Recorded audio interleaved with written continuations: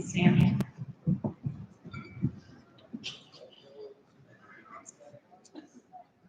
I pledge allegiance to the flag of the United States of America and to the republic for which it stands, one nation under God, indivisible, with liberty and justice for all.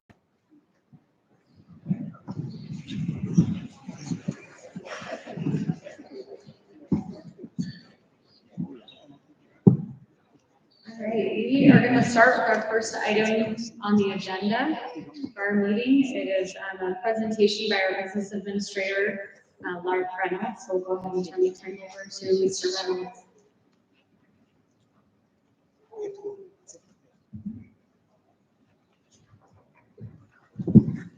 Okay, is this working? Okay, welcome to the Constituent taxation hearing today. It does look like a full room. As I look out, I know that our boardroom is a little small in space, so maybe it was good that our board decided to house it here. I'm just going to quickly cover some topics up on the board right now. This is just to give you information. Some of these things are required. We're supposed to advertise what the tax increase is for, and then, of course, the rest of the time will be open to the public hearing. So these are the topics first. I'd like to start with the property tax 101. I call from the school district perspective, when we talk about property tax, what are we looking at? It is, as you can see up there, the only tax that I am aware of that is revenue-based and not a rate. What that means in this example is that your property taxes should be roughly the same, equal from year to year, if your valuations increase as much as everybody else. It's a flat rate or flat revenue-driven tax. What that also means is that rates will actually decrease as property values increase, and vice versa. If values of your home, for example, were to decrease in value, decrease in value of the rate, it would technically go up to make up the same number of revenue. So, and then one thing you'll hear about here is a certified rate. That is what is defined as us collecting the same amount of revenue as we have in the past. So, just a quick history. Our school board was presented 3 budgets just this last month. We had 3 options presented. Certified tax rate is the one that will not increase taxes and not require a truth in taxation hearing. They looked at one we call a flat tax rate and a plus 13.25 million in taxes. At the end, our board decided to go with kind of a hybrid option. We'll call it a $9.25 million increase, which is what was advertised. With that being said, those 2 budgets are publicly available on our website. If you want to compare and contrast the difference between the certified tax rate and this proposed 9.25 million. So this is what we're required to advertise as why the increase. When you see in the papers is very generic, gives values. I don't think that you've seen this language, but to sum it up in a nutshell, it's using one-time funds for ongoing expenditures. And this is the way to help that.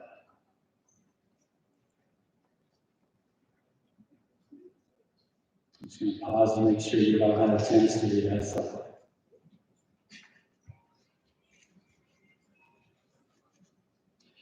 Okay, with that, I just thought we'd briefly review the truth in taxation process. We have to notify the county by June 22nd, which we've done.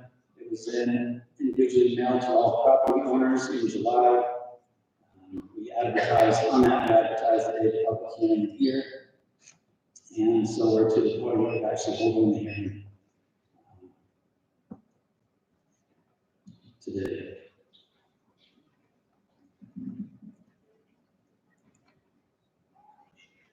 So as far as the hearing, which we're going to turn the time over, I notice maybe you can see the lights over in the right corner here is the sign-up sheet. But it requires us to have a public hearing today. This is your opportunity to address the school board. So as you can see, please sign up. And I'll let you read these bottom bullet points, but our board is here to listen to you. But in a public meeting like this, they can't really answer all the questions you may have. So it's not a good time to ask individual questions, but they are here to listen. Following that, we actually have on the agenda to make a final decision today. So the options that our board has is they can increase taxes up to the proposed amount. That is kind of the ceiling, as I put it. It cannot go above that. The board could go with the certified tax rate, which would be as if we had not. Obviously, we held this meeting, but it would be as if we did not raise taxes, and they can go anywhere in between those two options. If for some reason the board decides to sleep on it and think about it a little bit, we have to publicly announce that at the end of the meeting, and it'll have to be in our next scheduled board meeting decision. With that, I just wanted to show you an example of an average household in Tooele, and this happens to be somebody living in Tooele City. On their tax increase, even after the proposed tax increase of $266 on this home, they're still paying less in taxes than they were prior year. And that kind of seems odd. People, how can that be?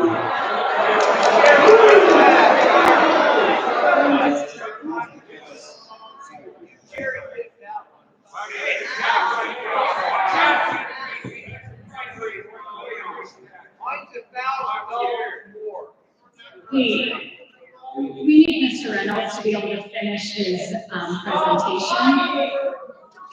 And this is a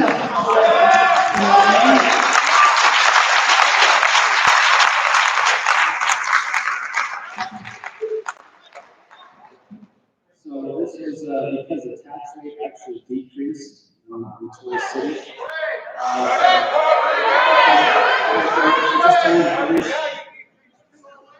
So this is an actual example from property tax notice. You can see that last year on this piece of property they paid $3,214 in taxes. This year we proposed increasing to $3,200. Now that's with the value that stay exactly the same, roughly the same. If you're valuing them up, that will change. This is the value that stays the same. So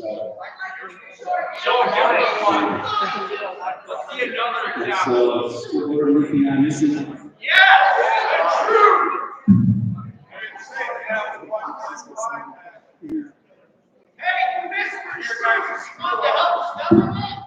Thank you, Mr. Reynolds. We appreciate your presentation. We will go ahead to our next portion of the meeting. We will, let me just read this before we enter into the Truth in Taxation public hearing. As we move into the public hearing, I'd like to remind everyone of a few important guidelines. Tonight's meeting will only accept public comments related to Truth in Taxation. All their comments should be reserved for a regular Board of Education meeting. Speakers will be called in the order they signed up. This includes both in-person signups and those who submitted requests electronically through the meeting link. When your name is called, please come to the microphone, clearly state your name into the microphone, and begin your comments. Each speaker will have 3 minutes. When the timer sounds, we kindly ask that you return to your seat so we can keep the meeting moving smoothly. Please speak clearly as all comments are being recorded. We ask that you refrain from using profane language, making threats, or sharing any confidential student or staff information. The board is here to listen during public comment. While we won't be responding to questions or comments during the hearing, you're welcome to follow up by emailing the board directly.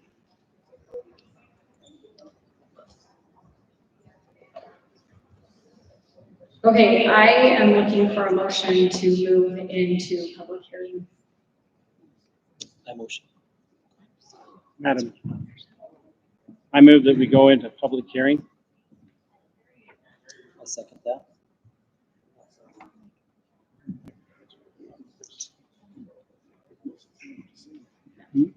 I second that motion. It's been moved by Bob, seconded by Todd to move into public hearing.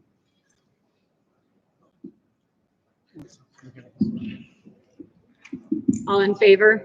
Aye. Any opposed? Motion passes. Okay. I have a list of people that have signed up. I'm going to call up about 5 people at a time. If you'd come and sit on the front row, down where it says reserve, so we can just keep the flow of the comments going, we'd appreciate it. I also just want to remind anyone, the only one that should be speaking is the person with the microphone, please. So I'm going to just list the first 5 people: Matt Meekum, Braden Cagey, Steve Garrett, Stephen Burgess, John Smith. And Mr. Meekum, if you want to go ahead and start, thank you. And then we'll just go Braden, Steve, Stephen, and John. Thank you very much for this opportunity. I'd like to first preface my remarks quickly by sharing why I believe I might have a unique perspective on the matters that you're going to listen to me talking about. First, I've been a parent for 23 years. I've been a teacher for 15, a coach for 10, and yes, a member of an admin intern for 1 year. I've been a property owner and taxpayer for 4 years, and I want to live in a public forum.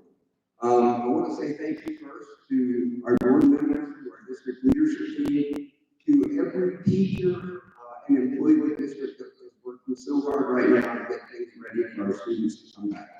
We do live in unique and challenging times. We've got new state and federal laws, extreme growth in our county, and ever-changing content and curriculum mandates. I would like to address if vitriol and it has become so prevalent in social media and in our county. I do understand that passions run high when discussing money and children. However, I want to be very clear. I know that all of those involved, from the district perspective, everyone involved, good, honorable people, trying to do what's best, what they think is best for their children to well county. Just because you as board members make a decision or a choice that I might not make myself, does not mean that you're me or simply working with your personal gain. You really are doing this is all everyone in the petition is doing the best they can to do the best for our students. These are unique times in Tooele County. Tooele County is a wonderful place to live. We face unique challenges in educating our children. I would encourage all of our community members here tonight and ongoing to work together by sharing our thoughts, our ideas, and yes, our concerns in a non-adversarial manner. We can together develop unique solutions to benefit everyone that calls Tooele County. Thank you.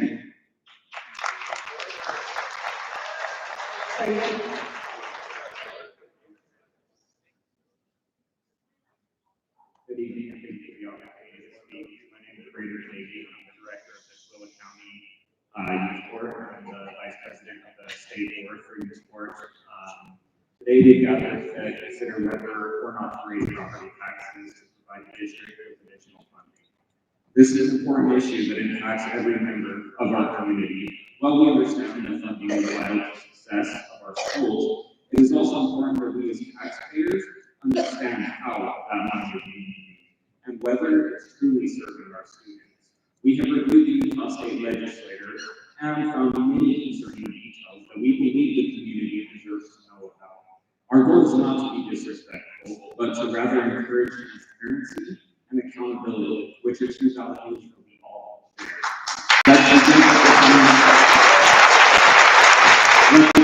Financial concerns, which were outlined in chapter 4 of the audit, page 37 of the audit, states that the district has significant financial problems, and that there are concerns with ensuring appropriate accounting of funds. In plain terms, this suggests that the district is facing financial instability and has not provided sufficient documentation to show exactly how the funds are being spent. One notable example involves online schooling. According to the audit, the district invested an estimated $23.5 particularly through the OpenEd program. However, the district later lost its contract with the OpenEd due to non-compliance with state and federal standards. This resulted in a total loss of $32 million. Even more concerning, the audit mentions over $50 million in additional purchases tied to this program, which were made without board approval or proper oversight. The report also notes that the district has modified the financial reserve and raising taxes to address its budget shortfalls. Understandably, this raises questions about long-term sustainability and financial responsibility. In addition to these issues, we have also found many other concerning issues such as bullying and substance abuse, all of which we will be discussing in our public meeting that will be announced for sometime in October. In summary, while the idea of increased funding might sound like a step in the right direction, we believe that approving a tax increase without addressing these deeper issues would be premature. We urge the board and the community to first focus on improving transparency, accountability, and student achievement, so that any further investment truly benefits our children, their education, and most importantly, their safety.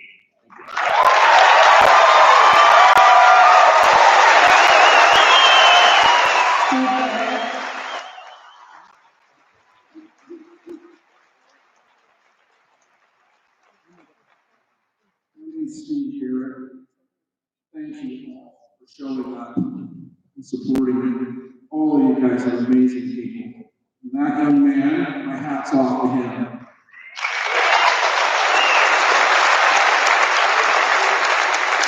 This school district has failed 5 out of 7 critical points of an audit that the state conducted, including financial management.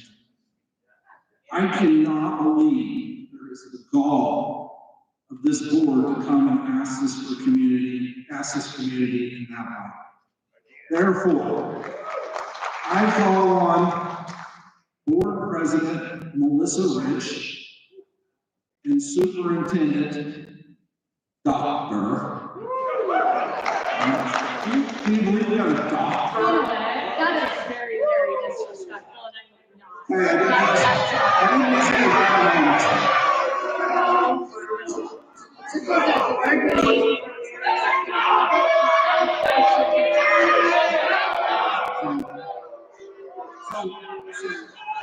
So clearly, this is a person that is schooling in front of his education. Okay, now, no.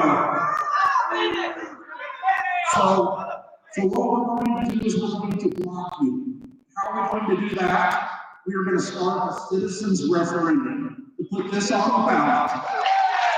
That's what we're going to do. We're going to block you.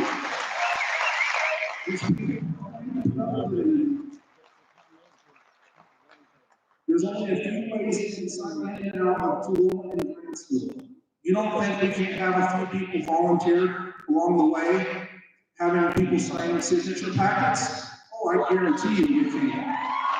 So, I'm going to pass these out on for everybody. Go to your Facebook page and let's educate them.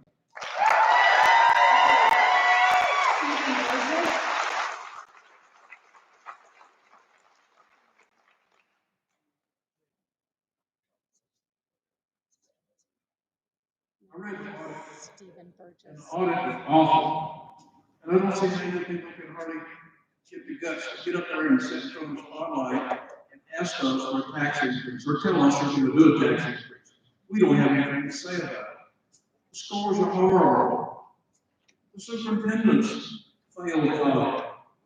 The principals fail the audit. The vice principals fail the audit.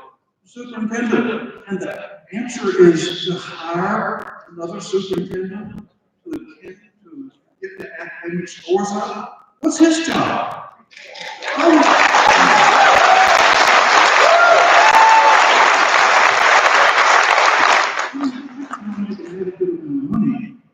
The top 100 people in this organization makes the lowest makes $130,000 a year. They, along with you, are responsible for this. Every bit of this failure is right there. It's not us.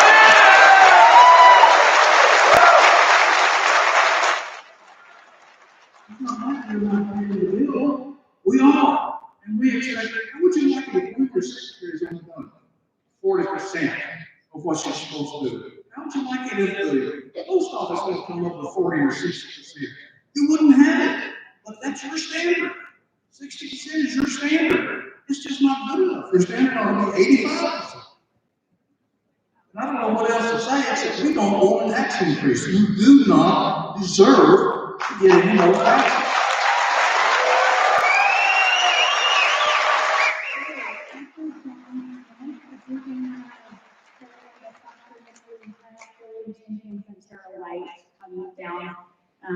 John Smith, you are next. Good evening, my name is John Smith. Courthouse consistently has some of the worst education outcomes in Utah and the country. So why are we paying even more for this poor performance? Since moving here, I have been severely disappointed. You have consistently missed the mark on basic standards, but want taxpayers to pay for this substandard performance. This seems unscrupulous at best and exploitative at worst. In the military and private sector, whenever you see consistently poor performance, it is solely a leadership problem. Year after year, budget after increases and never ending demands, taxes keep increasing.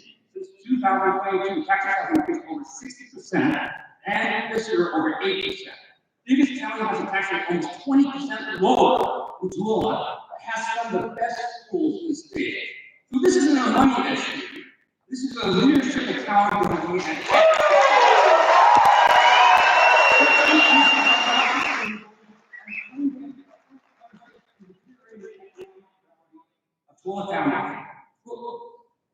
Tooele families aren't rich and can't afford these exorbitant tax increases, which are unchristian, immoral, and a form of usury that prey on the working class. Utah families and businesses have to live within their means and budgets. Instead, the regime in Tooele has decided to consistently make working class families choose to put food on the table or face the threat of force or jail if they don't feel government profit. We already have a housing crisis in Utah, and this just fixes it. With major loans already living on the edge, I want you to realize that you will be directly responsible for additional harsh suffering that schools are experiencing.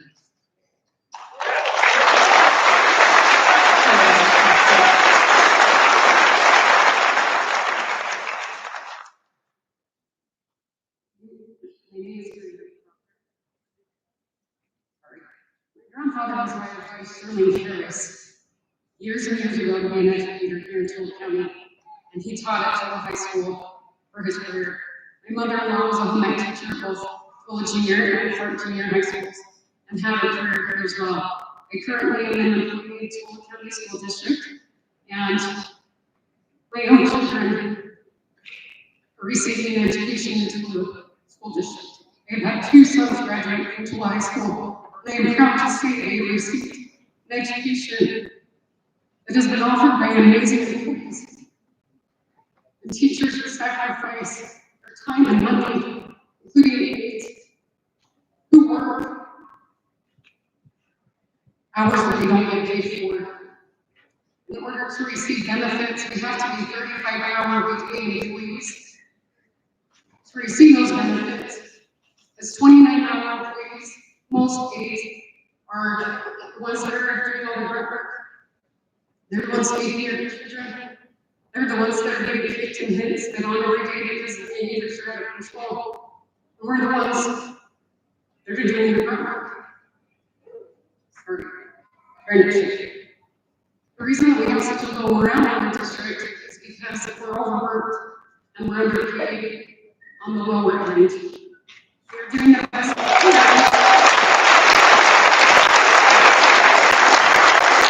We're doing the best we can. That these taxes also be my own income. I am concerned about the working conditions that I am going to be entering in this fall. We do not have the best air conditioning. Actually, we don't have any in the room that I'm in. It's really hard to feel like you can educate children when they're only a 6th grade class because we don't have the best conditions.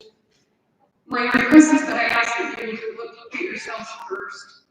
There are ways that we can make this better and not leave this charge at the feet of this people. The reason we're upset is because it is our livelihood that is at stake. We are losing our homes. And we're trying to put food on these people. If we have to cut the salaries because we need to stay within a budget, and I understand that. Sorry. But we're not the ones that have the ability to do so.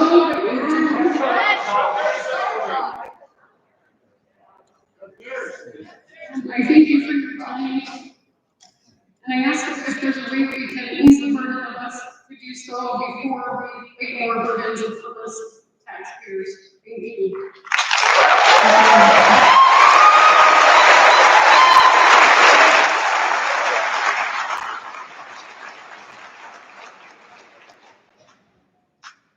Representative Lee, and I want to thank Todd for sending me countless emails, text messages about concern about this situation. And I want them to know I've read them all, and I've been working on this as the board knows for many days. In fact, it's been weeks, but I've had a lot of conversations with the board and other people in the county and in the city and otherwise.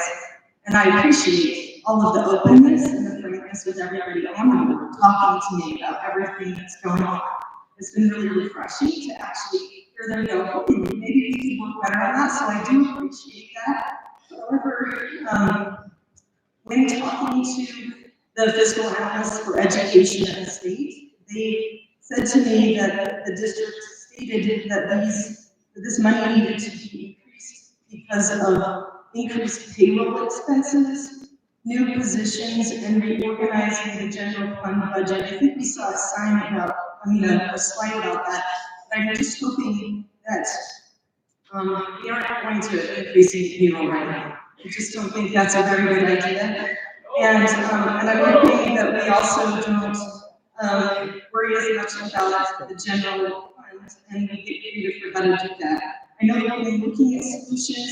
I do want to just declare having a very recent conversation about RDA money, which I brought up to the board earlier. I just wanted to state that the only time that RDA money would roll into the new growth money is if it was a sunsetted RDA, and there are RDAs that are not sunsetted currently. So hopefully we factored that into the budget before we're asking for this. All right, so my husband is a plumber. And when you're a plumber, there's times of feast and there's times of famine. And when it's feast, you save, and when it's famine, you go down to what is the most needful, what is required, what is necessary. And we need to be thinking in those terms for education, which I know the conversations with our people around us are. One thing I think that we would really like to know is this a one-time restructuring, or will we have to keep paying more each year? And what's your plan for long-term growth? Or do you hope to increase rates by 39% every year? Because I think we don't want to do that. My recommendation is to go with the rate that was charged last year, even though that included a recoupment, it would be less than what is proposed to the body of citizens at this time. Thank you.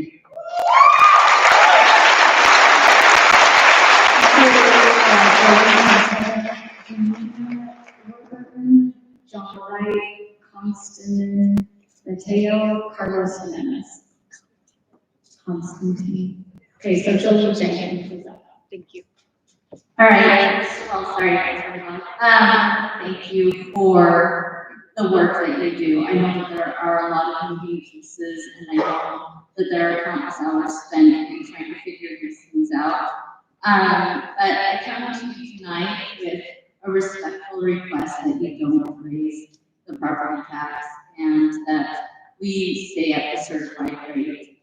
I'm on the Knoxville City Council, but I'm not here in an official capacity. I'm here as a Knoxville resident, but I do feel in my heart that I need to stand up for our Knoxville City residents.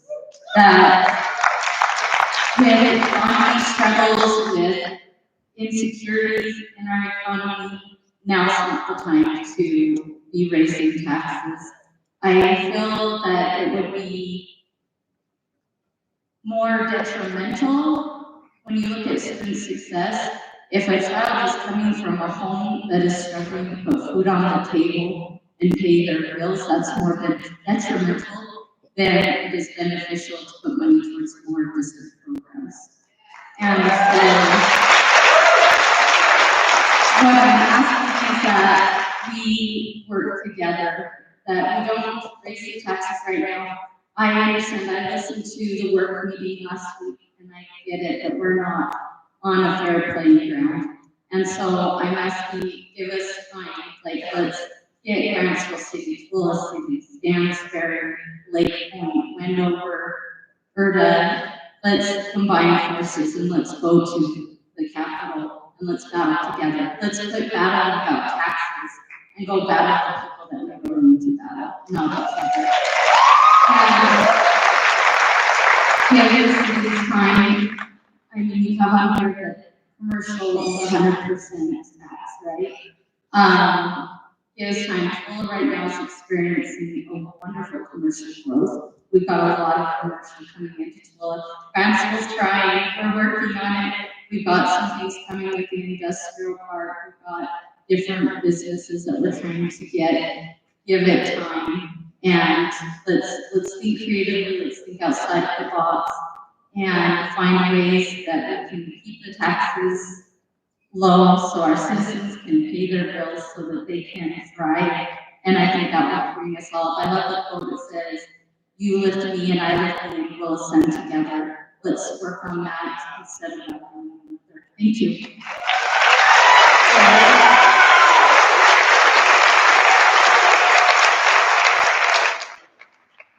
Good evening, everyone. My name is Tara White. I'm a resident, homeowner, and mother to 4 children in Philadelphia. And just for the record, I am valued to boost on this assessment. I'm here to respectfully oppose the increases already in property taxes for the upcoming year. Let me be clear, I support our students, I support our teachers, and I support public education. But we also believe in responsible planning, fiscal transparency, and protecting the families who live here. Don't bring the stop at taxes disguised as solutions. So let's look at some facts. Fuller County is the fastest growing county. We're on track to exceed 86,000 people next year, growing steadily at 2%. Stansbury Park is around 4%, and Willis City has grown 15% since 2020. So that kind of growth brings more homes, more assessments, and more tax revenue without having to raise taxes in the year. So why are we increasing the burden on top of the rising revenue? And the burden is real for us. The median value of home is over $350,000, and nearly 30% of our population in Tulare County is under the age of 18. We're not a luxury zip code. This is a working class county. We're already paying for our groceries, gas, utilities, insurance, and now we're facing tariff increases on everyday goods, which I understand drives up the prices cost as well. That makes efficiency and accountability more important than ever. What about funding? Utah school districts, including Tooele, already have access to over $4.5 million for capital investment funds. State Auditor Tina Cannon confirmed this and said this represents less than half of the district's total holdings. So on July 25th, the U.S. Department of Education released $6 billion in additional funding. Utah's already been notified. So I'm asking, where's the money going? What's being paid? Why are taxes rising? What efficiencies are in place to ensure the dollars that you're asking for go directly to students? Because if spending isn't lean and optimized and increasing taxes doesn't solve all the problems, it's simply masking it. So I'm asking for 4 things. Freeze fiscal property tax rate. Show us how your current funds are being used. Start planning for growth with the investments already available. And commit to a long-term planning strategy that fits the future, including projected growth, not just the cost of construction. Our tax bills should be growing faster than our schools are improving. Raising taxes should never be the first answer, it should be the last resort.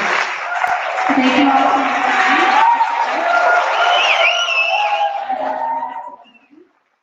And we want to work with you, not just to fund education, but to do it in a responsible way that also respects those of us who are paying for it. Before we move on, I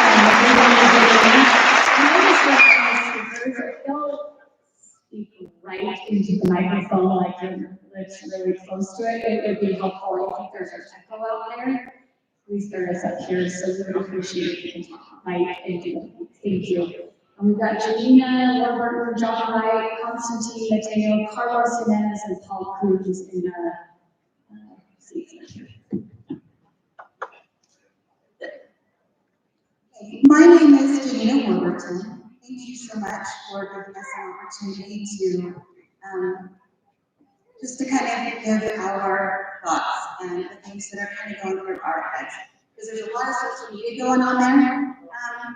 Let me introduce myself. I married someone who is the Warburtons, and we're 5 generations, 6 generations in Tulare County. I moved here 12 years ago and bought an old fixer-upper for $127,000.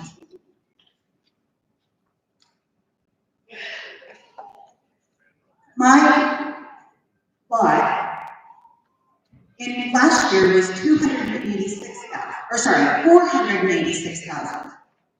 Now it is being assessed at a market value of $703,000. 12 years ago, I spent $127,000 to buy this house. So let me just put me in perspective, because with all due respect, that example was not correct, and the majority of the people that are here. So for instance, I'm a teacher, and I've been teaching for the last 10 years. We get our name changed for $1,000 a year, right? But then our health insurance has increased, yes? So it's kind of a wash. So then my tax increase this year is $445, almost $500. So now I am actually in a deficit. And let me just say one more thing. The student athletic fees, the cap used to be $1,500.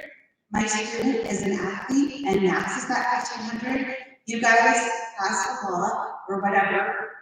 Now the fees are $2,000. So that's another $500 that I would be spending so that my daughter can be on the drill team. So you see my deficit just at a personal level, right? And I don't think that I'm very that much off of the rest of the Tulare County. Also, last year you guys approved an increase for yourselves.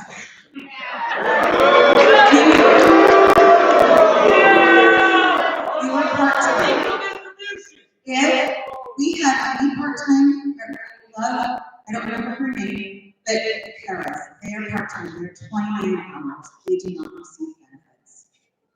In fact, I know that some people their jobs got reduced to 29 hours and they were forced to quit and get a different job because they can't afford to even be part-time. Please, look at different scenarios that we can do to look at the legislation, like go to legislators, look at the high ends. Who's making a lot of money? Do we really need all of that? We've got a lot of people. Thank you very much. Just look at a different way to find a resolution. That's what I would like. John.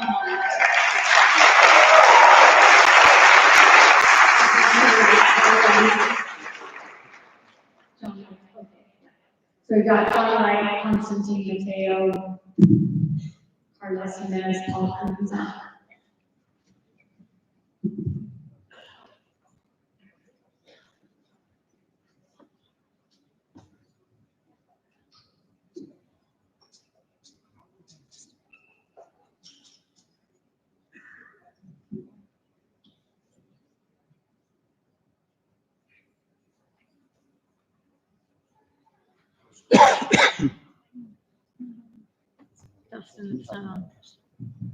Oh, just gotta talk right into it. Okay, good. Okay, board members, I know several of them.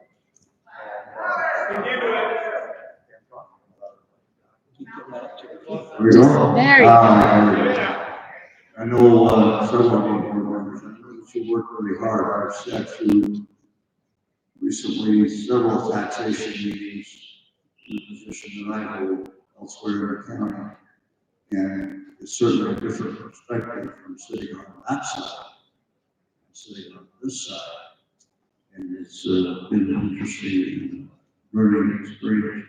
A couple of questions I have, I know you don't respond at this time. I was wondering if you might think about those particular items as you go in making your decision. In your paragraph concerning how it will increase the years, one of the items talks about maintaining jobs, competitive pay, and helping recruit and retain quality educators. My wife was an educator for 20 plus years, something like that, and educated a lot of kids here in Polk County.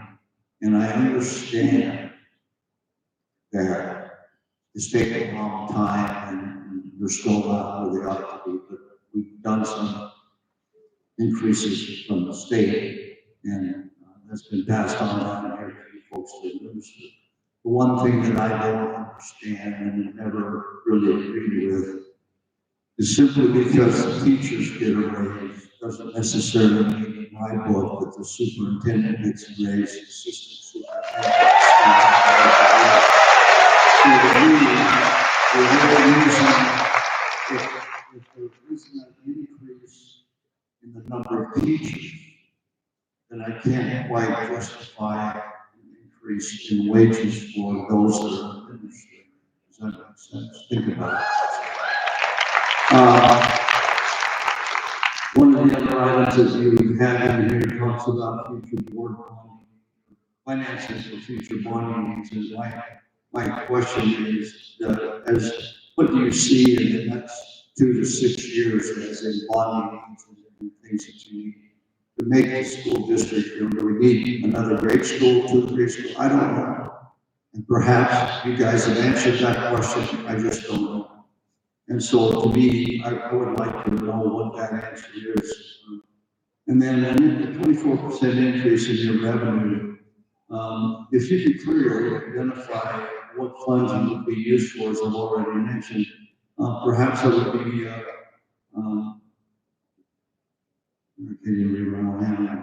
anyway, it would be useful for everybody to understand what's going on. Thank you for the opportunity.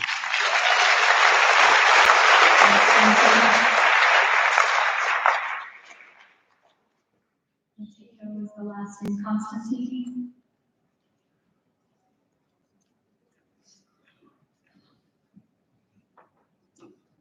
Good evening, everyone. I know how to use a microphone, actually, with music. Anyways, I would like to first of all address the community here. I think this is great that we have this turnout to discuss this. And I've lived here in Tooele for 4 years. I migrated from the Midwest, and I should have moved here a long, long time ago. I love it here. I love the community. And that's why I'm here. Being 57 years old, the first time in my adult life that I've come in an event like this, public speak to address community, and really, we still haven't made the point that this is all about really our community and our future community, our children, along with our taxes, but that's where I'm going to start. I spent a lot of hours over the weekend, and as I was getting into more, I didn't realize I was going to have 3 minutes, so I'll try to go through everything. My point I'm trying to make, I'm going to try to keep my emotions out of this, because I'm very disappointed, as I mentioned, in the leadership, because it starts with the leadership.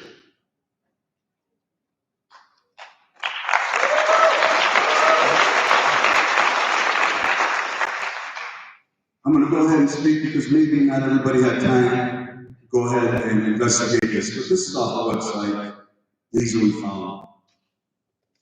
These statistics, these metrics are governed Mathematics, what is it, 32% efficiency for students? Reading, 34%? First of all, that's terrible, terrible. Again, you can, and I want to remind everybody, just in case you don't know, I'm trying to be executive with numbers here. 70% on average of our taxes go to the schools every day. 70%. You have to think about that, all that money that goes. And we have these statistics, and you know what's even the worst about mention? Because I know how to read the numbers, which, by the way, we didn't have any numbers in this presentation, the one-time cost, which I'm assuming is $50 million. But anyways, I digress. 89% graduate. 89% graduate with proficiencies of an average of third. 16,000 students we have in our community educational system, right? I'm assuming that's from K to 12. On average, that's what? Let's say 1,200 a year that are going to be graduating. When you take that 30-40% proficiency, 900 to 1,000 students that we're passing to go into a room or we're sending for failure. That is one of the most important statistics I want to bring out. I'm sorry, you can say that. No, when you say business, you got money. You have to get money. But I'm going to lead to my final comment. Accountability. Nobody's going to hold accountable for that $50 million issue.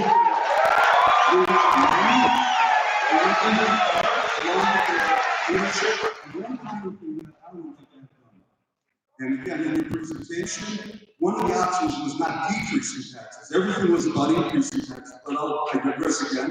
But one last thing is, what are you going to do mainly to fix that 30 to 40% efficiency issue for the future? That's about me. Thank you.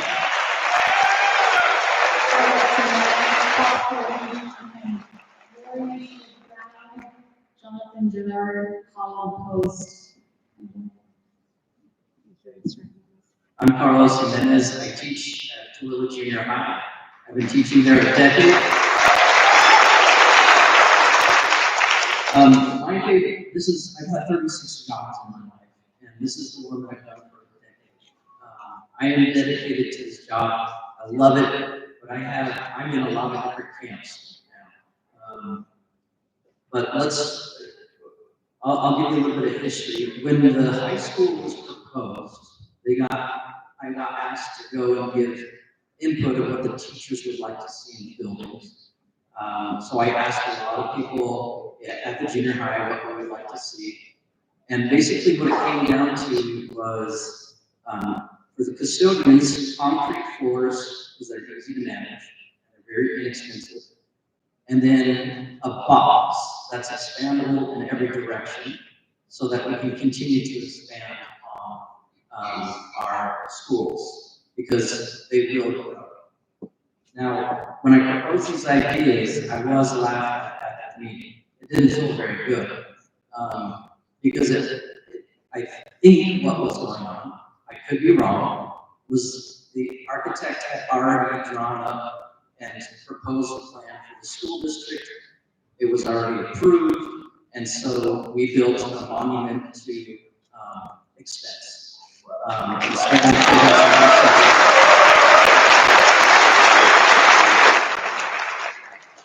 So in seeing that, I feel like a lot of the people here in the community are having a really hard time swallowing that pill. If we see businesses around Tooele or anywhere, they're optimized for growth and they're optimized to save costs. I want to propose that if we are going to go forward with expanding in education of buildings, brick and mortar, that we just look at the build for optimization rather than luxury.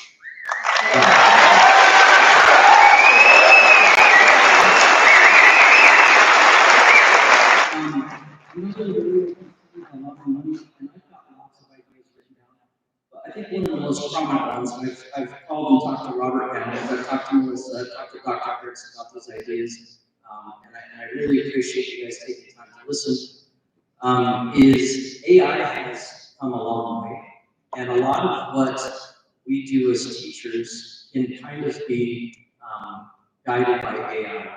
I sat in on one of the meetings and we spent $2.4 million on a math curriculum for 4th through 6th grade for a 7-year or 5-year curriculum, somewhere along those lines. I know that AI can write a lot of really robust programs, and we can do that through our IT. I think we can save a lot of money going forward if we can kind of start using what we have.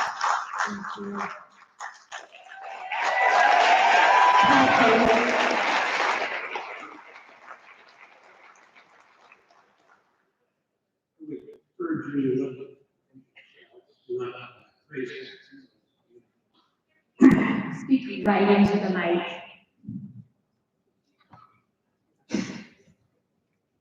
I've been a resident for 9 years here, nothing but tax increases, they're taxing people out of, not only you, taxing people out of the community, people on fixed incomes who survive. And I'd like to second what the previous speaker said about simple buildings, simple brick and mortar buildings. I'm a general contractor for 30 years. We build a simple square box. We're not going to get better education from an extravagant building. It costs millions more.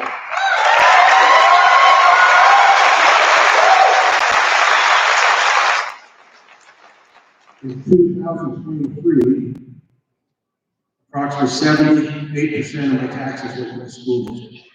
I paid $6,700 for the school district. Last year, that number was $9,200. Okay. This year, you're asking for another $923.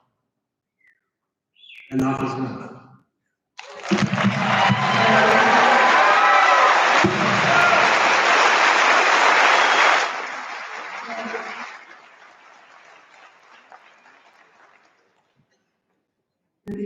My name is Lori Chisholm, and I have a written statement, but I want to say a couple of things first.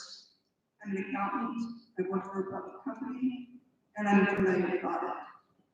And one of the things that's most disturbing about the first comment saying that our taxes are going down from 24 to 25, the increase we had in 24 was a one-time increase. In 25, our taxes should be going back down. They're not. They're asking for an additional increase. That has a very negative impact on all of our citizens, in particular. I moved out here in 2017. I'm a responsible, financial, savvy person. I made sure I could afford my house when I bought it. I'm 61 years old, looking to go into retirement and thinking because of these tax increases, your school district tax increase raised my house payment $300 last year. I'm not thinking that I have worked my entire life. I have sacrificed, I have saved, and I spend my money responsibly.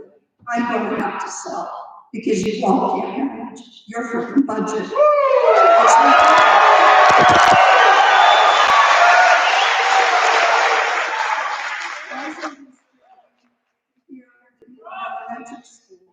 That doesn't have air conditioning, and you drive by and you look at the fancy schools, which I'm glad somebody started saying something about that.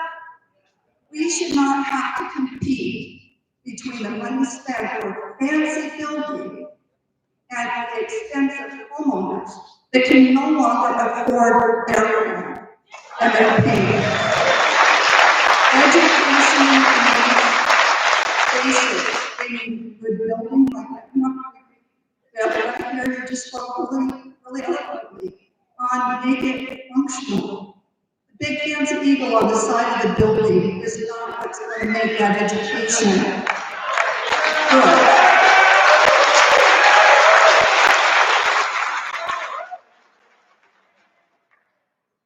I also had on here some things that came out of the audit report, but I think that has already been expounded.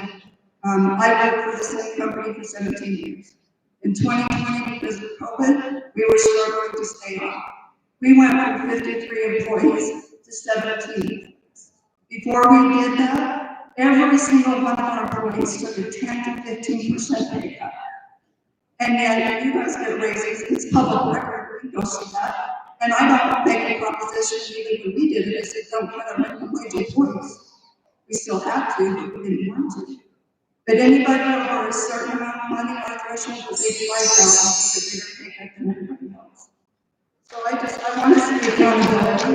I want to know who is being held responsible for the lack of leadership, the lack of responsibility, financial accountability for where the school district's budget is.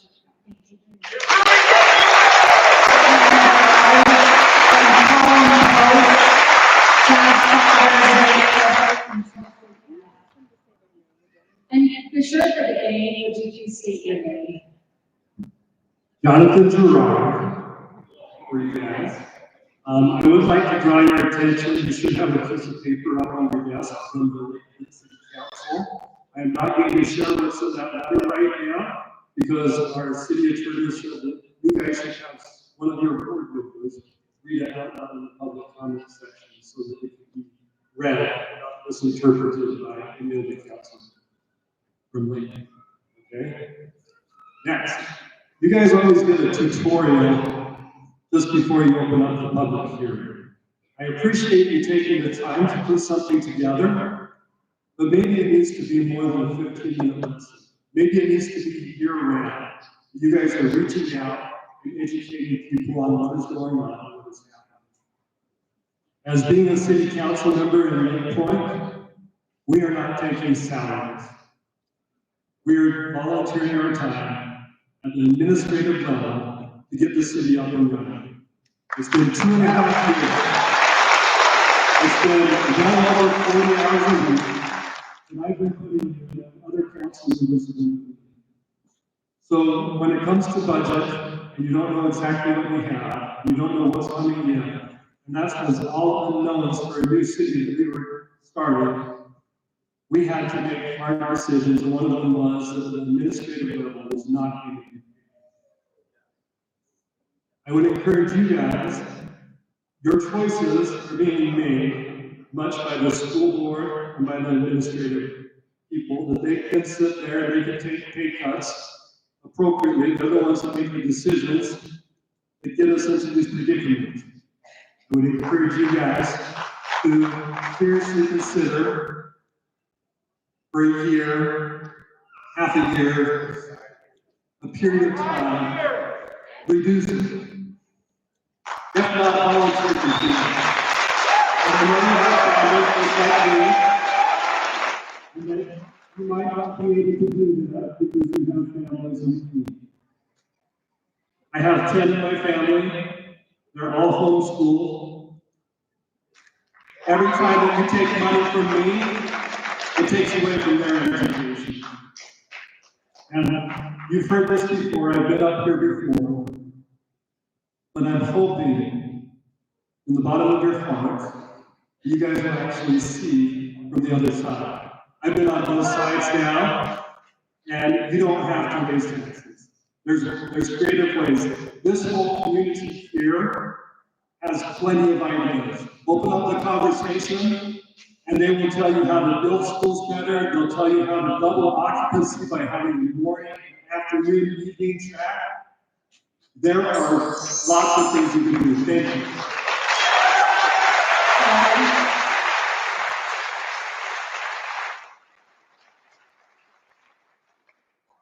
Hello, my name is Host, and I just recently listened to I've lived here for quite a while. Just recently had the opportunity to purchase my own home.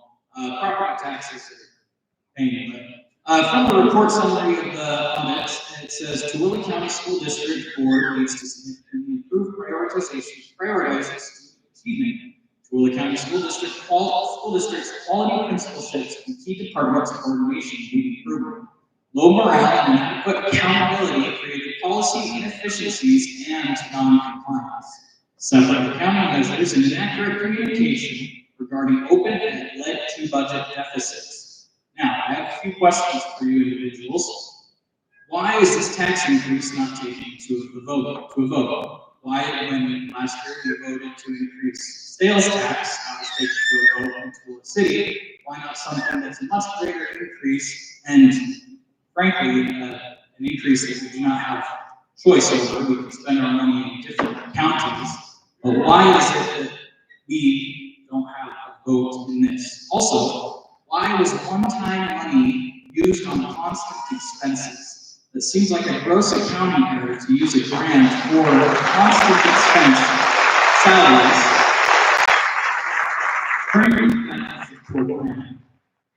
As the increase on taxes will be considered for those on fixed incomes, are we going to price out older generation, causing them to lose their homes?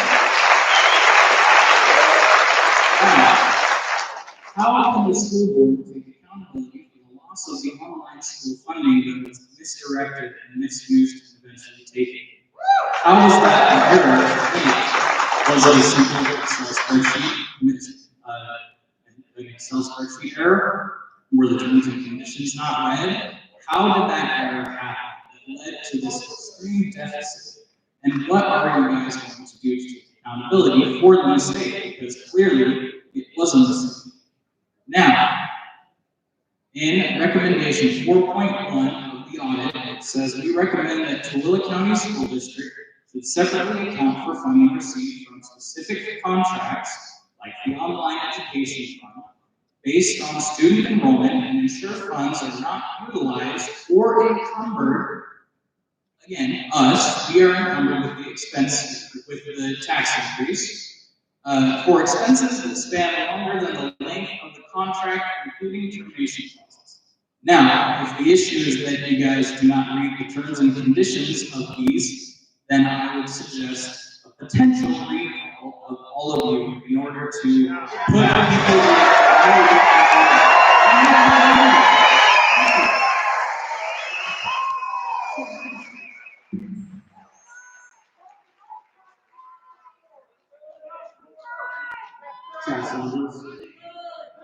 Mr. Reynolds' presentation was to put it kindly underwhelming.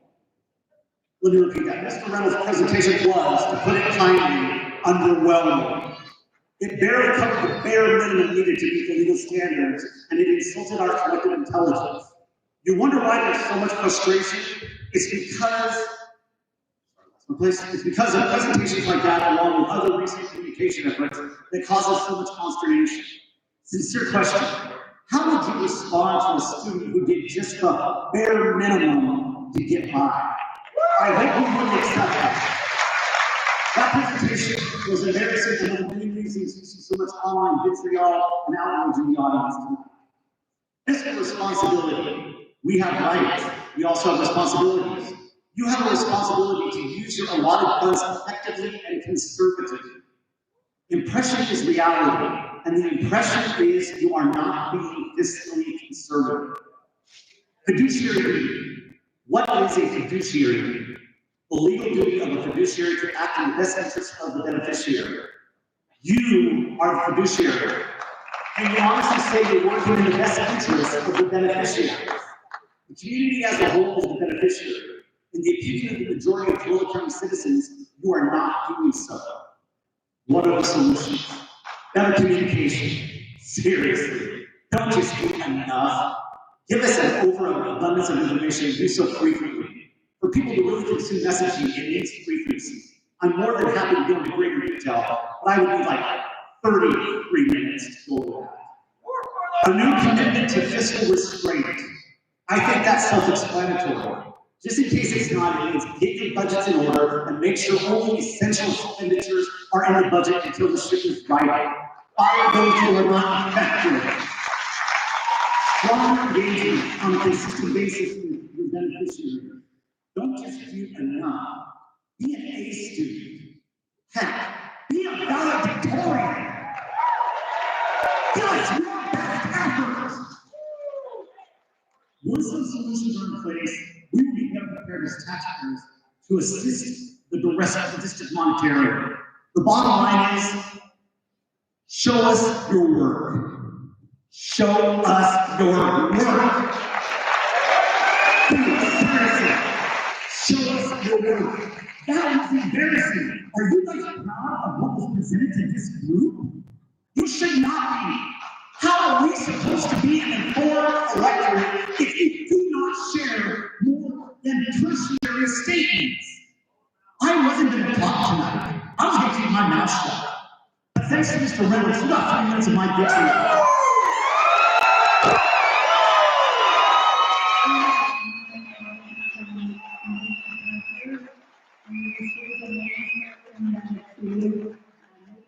Chelsea F., Dennis Cotter, Kelly Christiansen, and Karen Karen. So Nate Parker is online and they have someone to read those. Nate Parker online. Given the reason.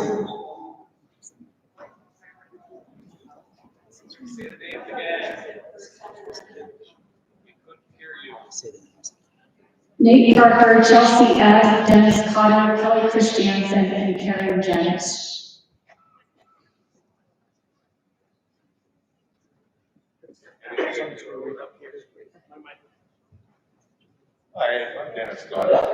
Wait just a second. We've got to get Nate Parker first and Chelsea F. Have a seat just right on this front row. Thank you.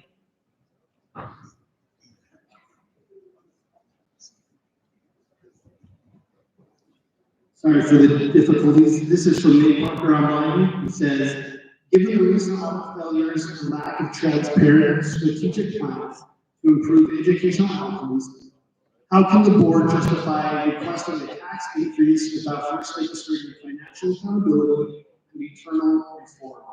Has the board considered leadership pay reductions or structural changes as a first step towards rebuilding public trust? This is from Chelsea F. Chelsea F. We are already paying a ton for schools, supplies, etc. The way the world is going, you consider property taxes for more of this stuff we already paid for and don't get anything in return is absurd. We have enough taxation to worry about without property taxes.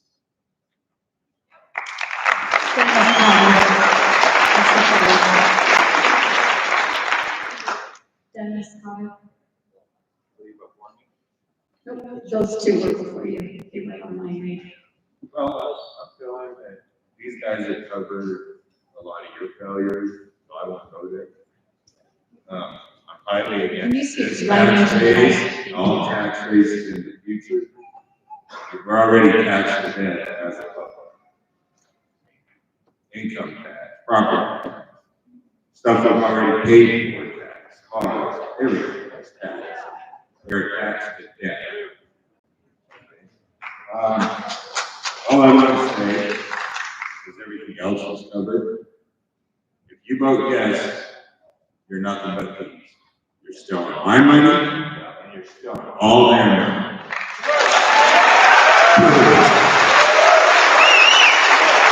Last year in the council, one of you, or maybe it's one of the city people, said, oh no, I'm voting no to raise taxes because we can always raise the taxes next year.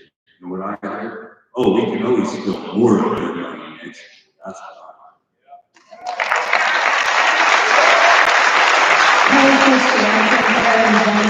Mr. Johnson and Thank you for giving us this time. Behind it, there's a lot of passion and a lot of aggression tied to it. And it's a hard feeling when you have a government board reaching in your pocket year after year, filling out more and more money, particularly when you're on a fixed income. Since 2020, when I moved here in Grants, I got up property taxes. And if you include this proposed rate for 2025, my taxes have gone up 48%. When I got up and checked the consumer price index for that same time period, it doesn't have 2025 on it, so we're not complete with the year, but up to 2024 has gone up 20.8%. The 2025 follows suit in 24, even though they're saying inflation's coming down, that'd be another 2.4%. Basically, it'd be 24%, which means your taxes, through the property taxes, have gone up 100% higher than inflation. and consumer price index for all urban consumers. This isn't acceptable. If you have a bad situation, you're not going to get any better by throwing more money at it. You're cutting the funding for teacher supplies, and yet on the budget request for your audit agenda, it says we need to hire more assistant superintendents. How's this going to make children's more hours go up? Why isn't the current superintendent covering this case and doing this? If you can't, let's put a little bit more money into it, hire a superintendent if you can, and give that money back to the teachers.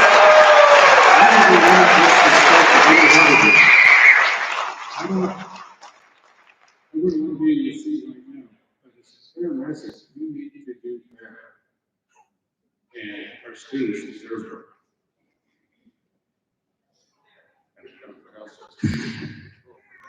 I appreciate your time.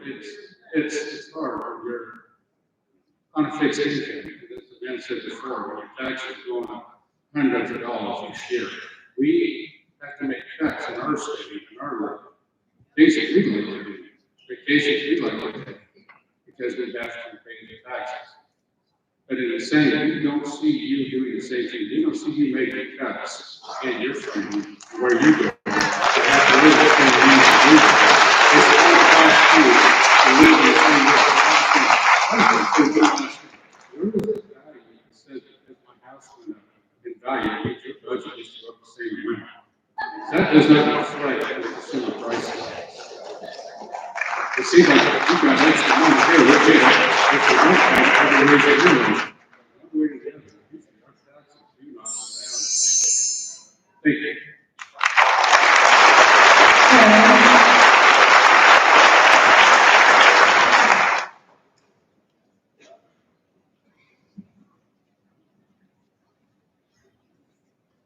My name's Ernst. All I can do is tell you my story. Excuse me. We moved out here in 2018. So our first taxable year was 2019. And our taxes was just about $2,000. Now, we had a bigger house, bigger yard in Taylorsville. We moved down here to downsize because we couldn't take care of it anymore. And we're getting up in age. And since 2021, our home is only 1,435 square feet. So since 2001 to 2024, our taxes went to $3,000. And I complained about that. And when the story I got was they had an employee that forgot to put 25% raise on the previous year. So you took a vote to raise the taxes in 1 or 3 years, and you voted 1 year. That's why it went to $3,000. So this year, I thought, well, you recouped the 25%. Now it should be coming down. Guess what? It's up. And if our house, little house, the story I got to is it's a one level, and it is the most expensive house on our street. Those 2 stories, 2-story with basements. I can testify that all of their taxes were less than my $3,000. As my neighbors, as the 2nd story and his taxes were over $200 cheaper than mine. And he certainly has more than 1,500 square feet. And another thing is, I didn't know when we bought the lot that we was going to have the biggest switcher box Utah Power Light makes, 8 feet from my front bedroom window. And when my husband's in there, when it's going on, the power makes his hearing aid scream. So here we have to live with that. And then the raising taxes. And I don't mind paying, but I want to pay fairly. I want everything fair. Thank you.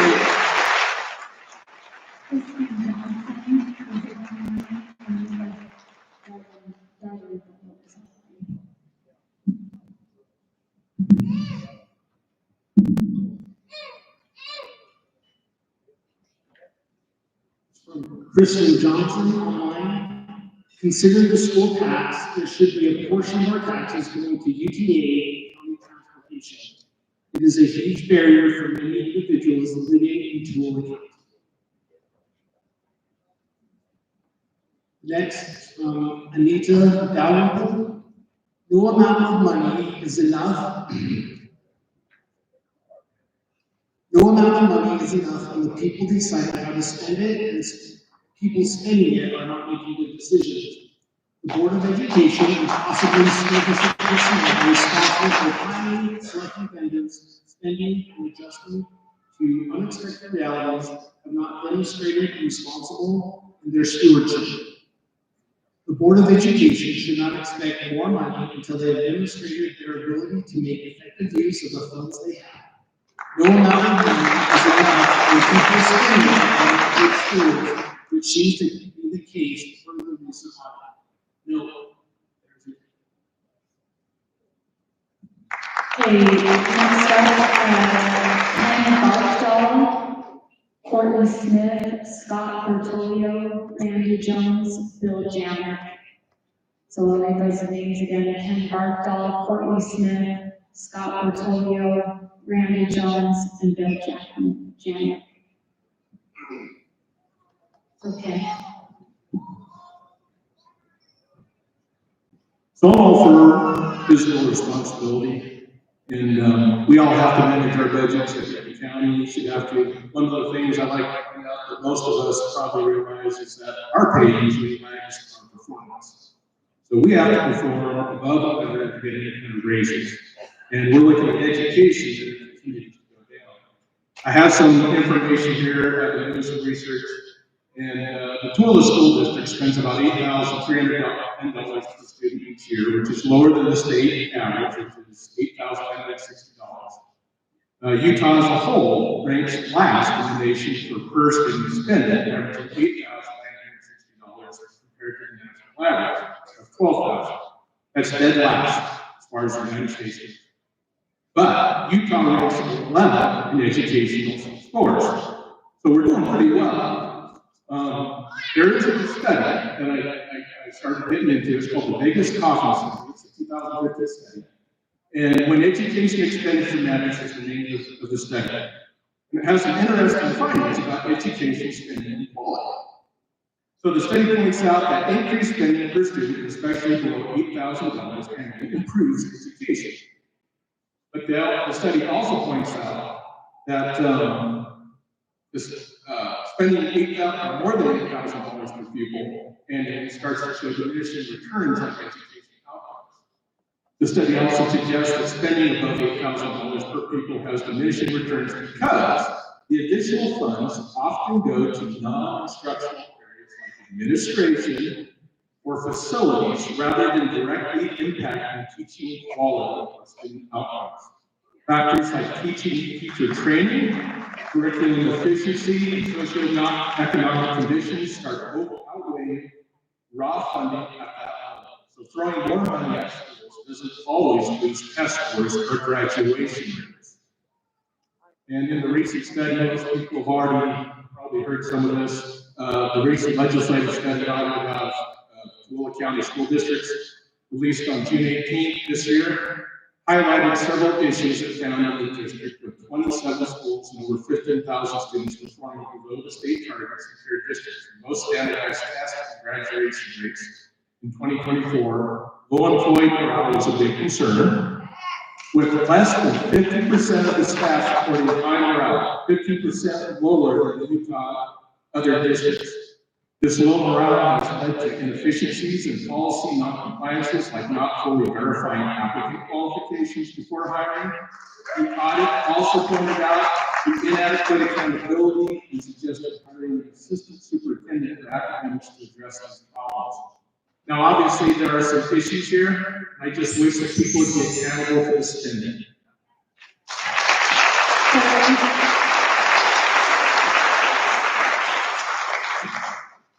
Good evening, my name is Courtney Smith. I'm a realtor here in the county. I'm here tonight because I care deeply about Tooele County. I was born and raised here, and I care about our families, our small businesses, and our future. While I agree that we all want the best possible education for our children, this tax increase would do more harm than good, especially right now. First, Tooele County is already one of the fastest growing areas in Utah. Our cost of living has gone up dramatically in the last few years. Housing prices, groceries, fuel. Families have stretched thin just trying to cover the basics, and for many, even a small property tax hike could mean cutting into grocery budgets, skipping medical appointments, or falling behind on bills. Later, we have to remember that the higher property taxes don't just affect homeowners, they affect renters too. When landlords' property taxes go up, rent goes up, and with Tooele's rental price and with Tooele's rental market already tight, this would put even more pressure on working families and young couples and seniors on fixed incomes. Third, throwing more money into the system doesn't guarantee better results. Before asking taxpayers for more, our school district should show a clear, transparent plan on how every dollar will be spent and how it will directly improve student outcomes. We should be looking at smarter budgeting, eliminating waste, and seeking alternative funding, not placing entire burdens on local taxpayers. Finally, Tooele County has a unique challenge. Many residents commute to Salt Lake for work. They already pay for higher transportation costs and spend hours away from home each week. Adding another layer of financial stress can push families to the breaking point or even out of the county entirely. We can support education without overtaxing our citizens, and we can prioritize teachers, classrooms, and student resources by managing funds more effectively, seeking state-level grants, and building partnerships with local businesses. Then invest in the education the right way without putting our hardworking families and businesses at risk. We have thousands of houses that are planning to be built within the next few years, not only in Tooele County, but Tooele City, Grantsville, Irva, Stansbury, they're going in everywhere by thousands. They're not just single family homes on 1 acre lots, they're multiple family homes on 1 acre lots. There's going to be thousands of people coming into our community within the next couple of years. My tax valuation went down $20,000 this year, and my taxes went up $60 this year.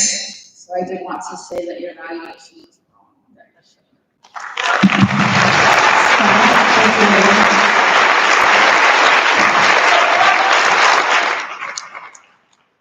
Just once, I'd love to see the school board, Tooele County, give us a tax reduction. And that's why it's so hard. The state, they did it. Federal, we've done it. I think the school district needs to get those. Tooele County is saying, we need to cut back. I've been a parent, a teacher, and as a teacher, I felt like I was getting a lot of money for how many hours I work. I got summers off, I got winter break, spring break, fall break, vacations. I've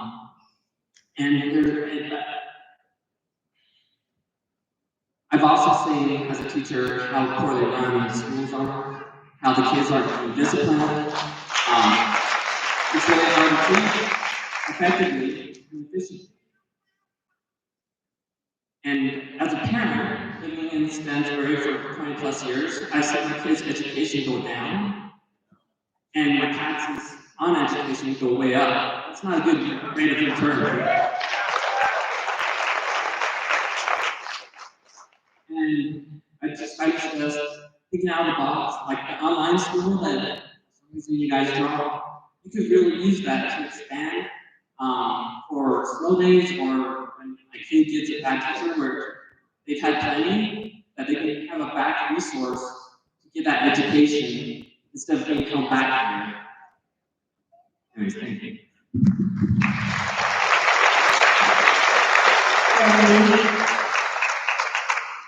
Hello, my name is Gowans. Lived in Todd, Florida. You hear me out? I've lived in Todd for about 8 years. But my taxes, I'm retired, I'm fixed income, and I think it's terrible what some people are doing. I was at Walmart yesterday, they want dollars for $1. Groceries is terrible. I work at the food bank, we are getting more people in there than we ever have. And you people have the goal to raise our taxes. I feel that anybody in this time should have at least a 50% increase or eliminate it.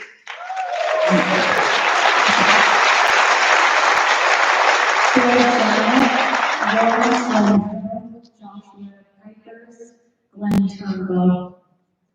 People could come. So the next one is Bill Chanick. And then Lawrence Rivera, Joshua Kuipers, Glenn Turnbull, Aaron Peterson. Thank you very much. Yeah, my name's Bill Chanick. I'm going to try to avoid some redundancy here, but some of this has been talked about before, but I'll try to look at it a little different. Okay? I'm a numbers guy. As a program manager for a big defense contractor, managed a $750 million program, so I understand budgets. Okay? So in 2024, the Tooele School District employed 2,458 people. The annual average salary was $46,272, and the median was $38,600, which is 11% lower than the national average. Now, I'm going to assume most of that low-end stuff is what the teachers are probably getting paid. Okay? So then I look at what the governor of Utah gets paid. He's getting paid $182,900. The lieutenant governor, $164,610. The attorney general, $173,755. He's a lawyer, he gets a little more. As small as the Tooele County School District is, and this is not mentioning any names, and with all due respect, the superintendent of the Tooele County School District is getting a stipend, which is a good way of not saying it's, is $220,500.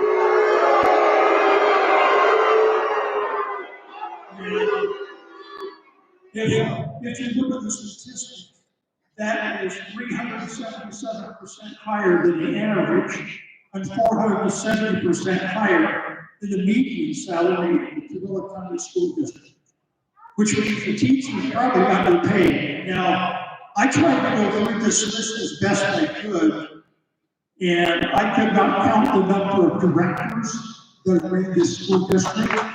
But there are more directors in this school district than there wasn't my 40 billion corporation, which is amazing to so many administrators. And I can understand a good teacher that's smart saying, I want to get into administration, I want to feed my family.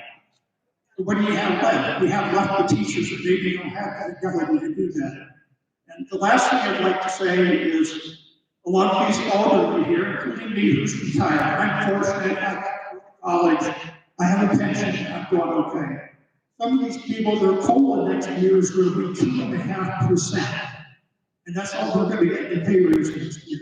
And if it wasn't for the Social Security not being taxed next year for a lot of these people, a lot of it would be going on. So my suggestion is, instead of looking at the raising the revenue end of what's going on here, let's take a look at the expenditure end and where you're spending on. Thank you.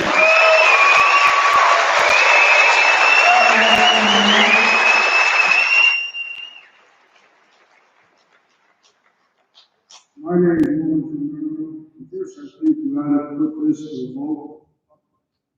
Not you guys, I've been in meetings before. We all leave and then you guys pass it and you don't give a hell what anybody thinks. I wrote an article in the full paper about the school district when you guys lost the $50 million. I said, you guys are covering each other's butts. Oh yeah, he should have did this, he should have done that. They should have fired all of them. My thing now is, are we having a meeting here because you lost $50 million? Ask everybody here so you can recoup some of that $50 million that you never took care of. Is that true? Is that true? Like I said, that was not from the top, whoever the superintendent was, the assistant superintendent, the assistant, get rid of them. Let's get somebody else in there. And let's have the money. If you can't handle the money, get out of the game.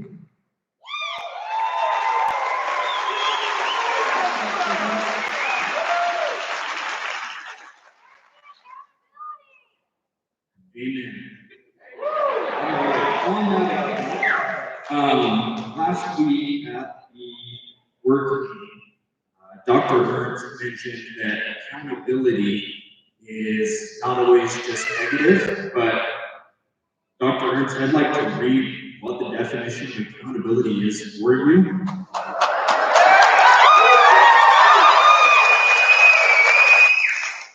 It's an obligation and willingness to accept responsibility or account for one's actions.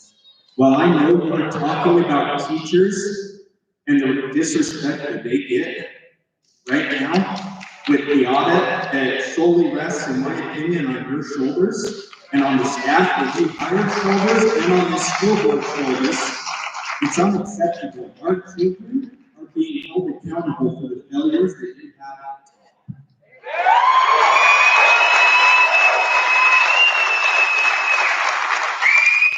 Another point that hasn't been talked about much as I went through the audit, because I can read numbers, unlike what some people think at the beginning of the meeting. It was interesting to dive in and compare the salaries for administrators to the 4 districts that were put in our grouping by the state auditor. Box Elder County School District superintendent makes, with wages and benefits, a combined total of $275,570 a year. Cache County, with a combined of wages and benefits, makes $272,000 a year. Iron County, with a combined, again, wages and benefits, makes $283,000. If you're wondering what they all have in common, they're performing 9 to 17% better than Tooele County. But interestingly enough, if you looked at our numbers, we were, at 7, because Dr. Ernst makes $305,000 combined income, according to the state website last year. And I see some consternation here, but it's a state website that we're pulling these numbers from. So I again wonder, what is Dr. Ernst doing to make $40,000 more than his closest compatriot? I mean, so far, none of what we see in the audit is very accountable. Even though Dr. Ernst wants to focus on the positive side of accountability and just play in rainbow meadows and just, be happy. We can't have that. Our children are being failed, our teachers are being failed. Also, at the end of that meeting, I had the opportunity to talk to the auditor, and she pointed out that even though we're in the bottom 3 overall call for funding for our schools, even though we're the highest taxed, we also pay in the top 5%, or not the top 5%, the top 5 for overall administrators. So we're failing and you're failing.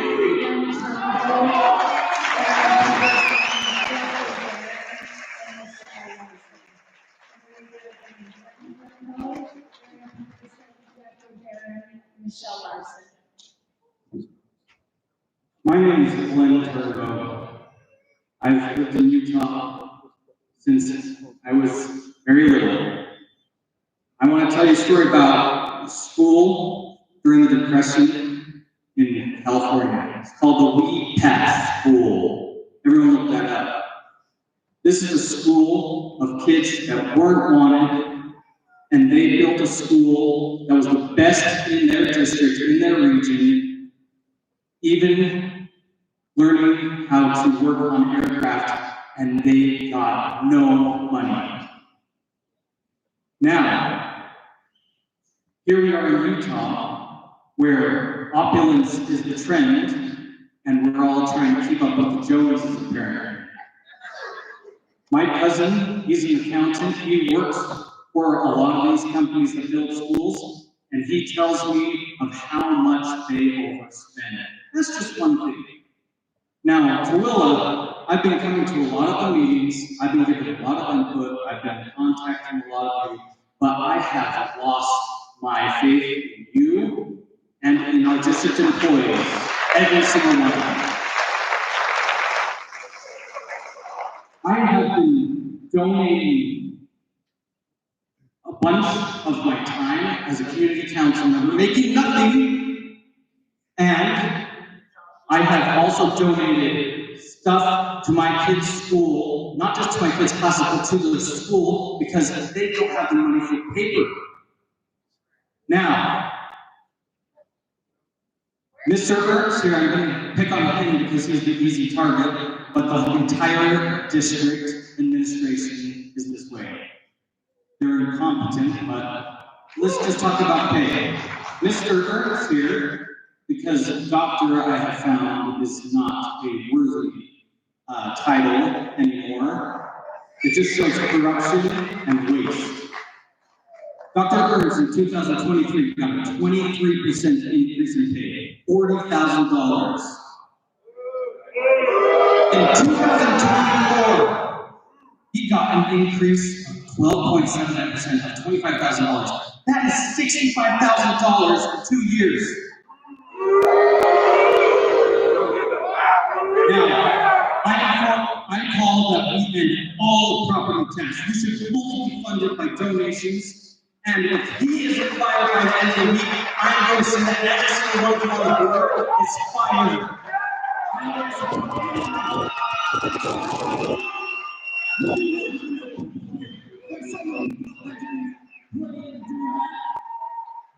We stand up and we fire these brozos, get them all out, and we should all run on volunteers.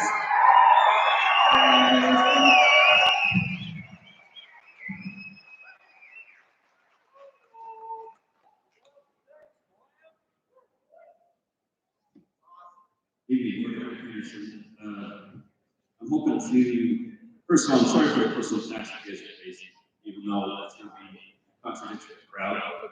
You guys are all people that have families too, so I think we should keep that in mind when it comes to taxes. But I want to offer a different perspective to the board, and I've spent hours on the phone with Melissa discussing this tax increase and the negative impact it has on the commercial industry.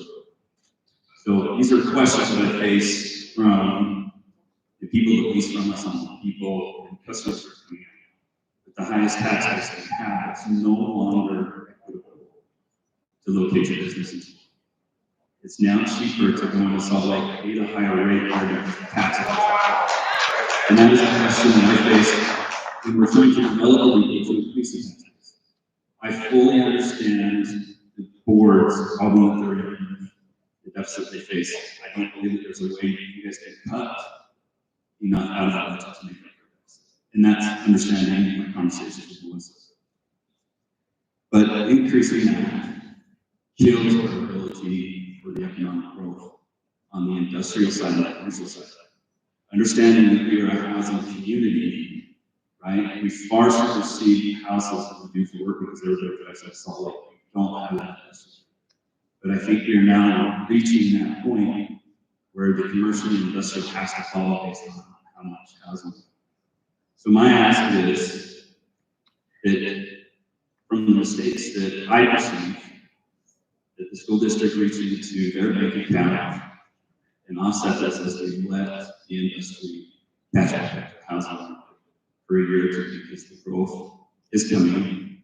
And I did find out, and I don't know if this has been accounted for, the taxes on the PO ended in 2024 on the year. So you guys, are those accounted for this year? And still with that deficit. So spot on, thanks for your time.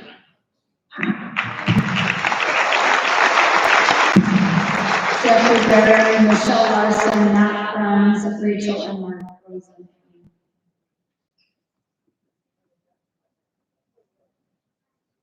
Jeffrey Barron, as I strongly oppose any increases to taxes, particularly for the use of mobile schools. Michelle Larson. And then Matt Bruns.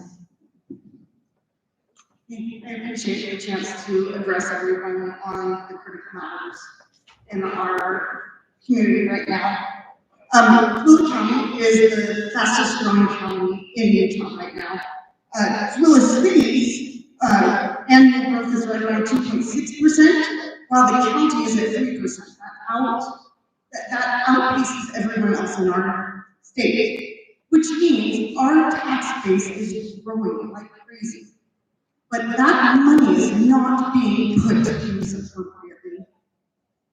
The audit that came out, it identified 17 specific recommendations. And the district responded publicly with a statement pledging to fix them completely. I believe a tax increase is a very disingenuous show of fixing that. Now, from the time I bought my house in 2001 to now, my tax increase is about 400%. I'm a teacher. Where's my 400% increase? I can't afford another tax increase.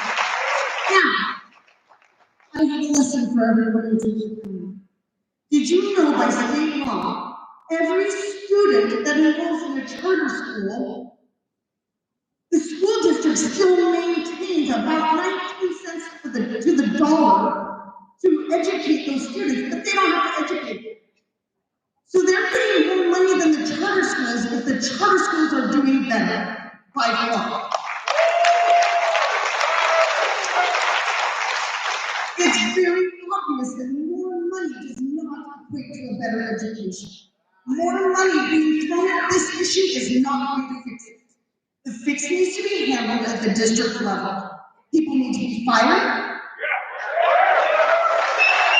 Incomes need to be reduced significantly. And fat needs to be trimmed. There are so many positions at the school district office that are unnecessary. Those people are getting paid, but they shouldn't be paid. The money that you get, already not the increase, but the money you get should be used responsibly. It should be used to reinvest into our students, not into ineffective leadership.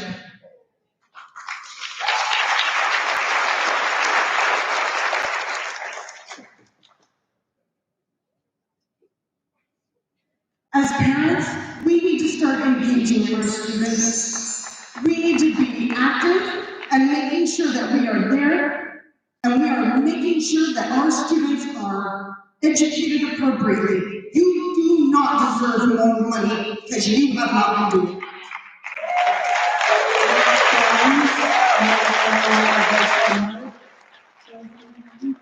And then Todd Stewart, Mallory Santos, Colton Kingsman. So that, thank you.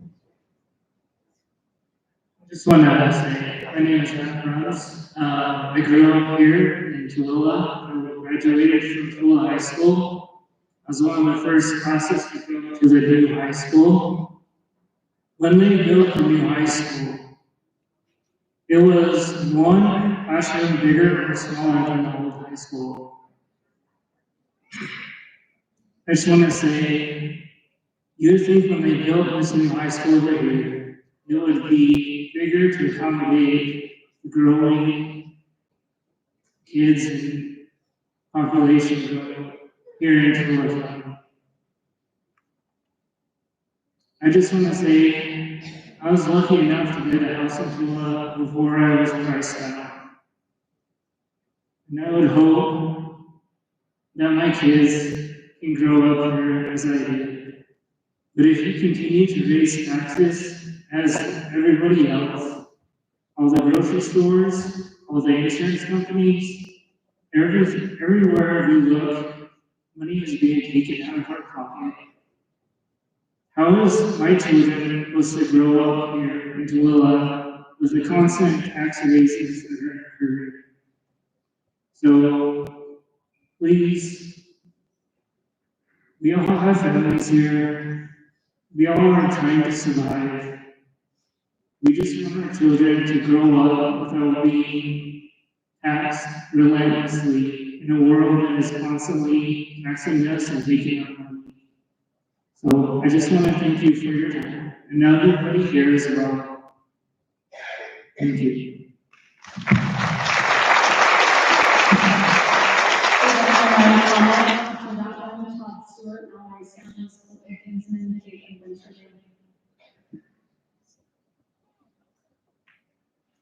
Rachel and Mark Rosenbaum, continuously increasing property tax will lose homes.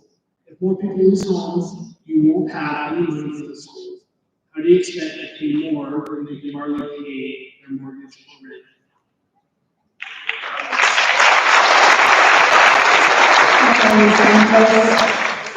Excuse me, Todd Stewart, and then ValaRee, thank you. Todd Stewart, citizen of Bryan. So we're here because you guys are proposing a tax increase. We have a representation of the county, enough people in here to give you a good representation, and there is an overwhelming do not make a change. Everybody in here, for the most part, is still here, do not do this. You're here talking about voting, don't do it. We've all spoken, you guys are here to listen, that's the message. If this is, there is people out here that are experts. There are geniuses out here that can help you solve problems if you have the ability to just ask. If you guys need help solving a problem, there's people in this county willing to volunteer to help you solve your problem. If you guys can't figure it out, ask somebody that can. Right? If this was corporate America, you guys, people would be fired for the amount of mismanagement of funds that's going on already. Okay? So, be better.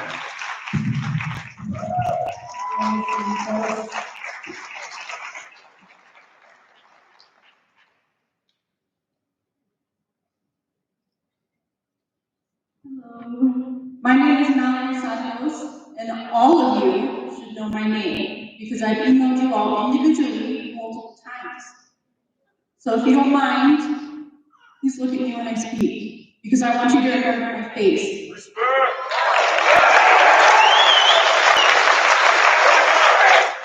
I'm saying you all know that you not to raise taxes. And I just want to know which one of you is willing to look into the eyes of my 7, 4, and 2-year-old and tell them that we have to move because we can't afford to live here anymore because of taxes. I just want to know which one of you will look at those kids in the eye and tell them that they have to leave this state because we can't afford to live anywhere else. Which one of you will look directly and tell them that they have to leave everything behind. Their schools, their friends, and their extended family. Which one of you is going to come to my home and help me pack up moving boxes and take down family photos and paint over the edges of the door frame that my child's growth over the last 4 years? My husband works up to 60 hours a week at his 2 jobs in order to keep a roof over our head and food on the table. We don't see him very much. So I want to know which one of you is willing to get up at 3 a.m. with my 2-year-old as she lunges herself out of her bed screaming for her father because she hasn't seen him in 2 days. She really misses him. And so do I. Our only option, if these taxes keep going up, is to move. I attended the audit meeting in person with my 3 young children a couple weeks ago. Afterwards, I stayed and spoke with Melissa Rich and Representative Peck, and I learned a lot. I know that only part of the fight lies with you, and the other half lies with the state. So I want you to memorize my face, because I'm not letting this go. I'm going to go in front of the state, talk to whoever I need to talk to about our property taxes, and make sure that all of this is covered. I'm going to fight and make sure that everyone here is represented, not just to you, but to our governor and to those who are opposing laws to get rid of property taxes. I know you guys are not the enemy, but neither are we. So we need to work together. Thank you.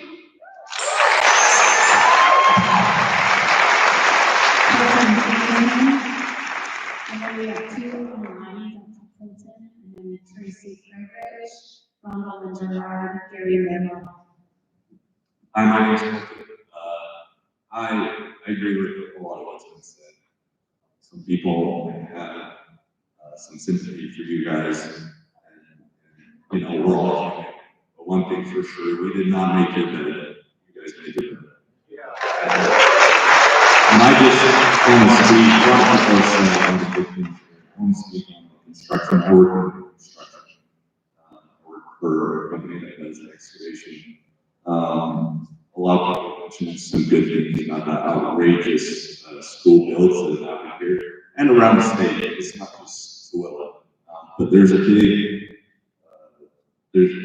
big difference between school districts that manage the design of the schools and those who don't. I want to know who managed the design of the schools. The obvious answer is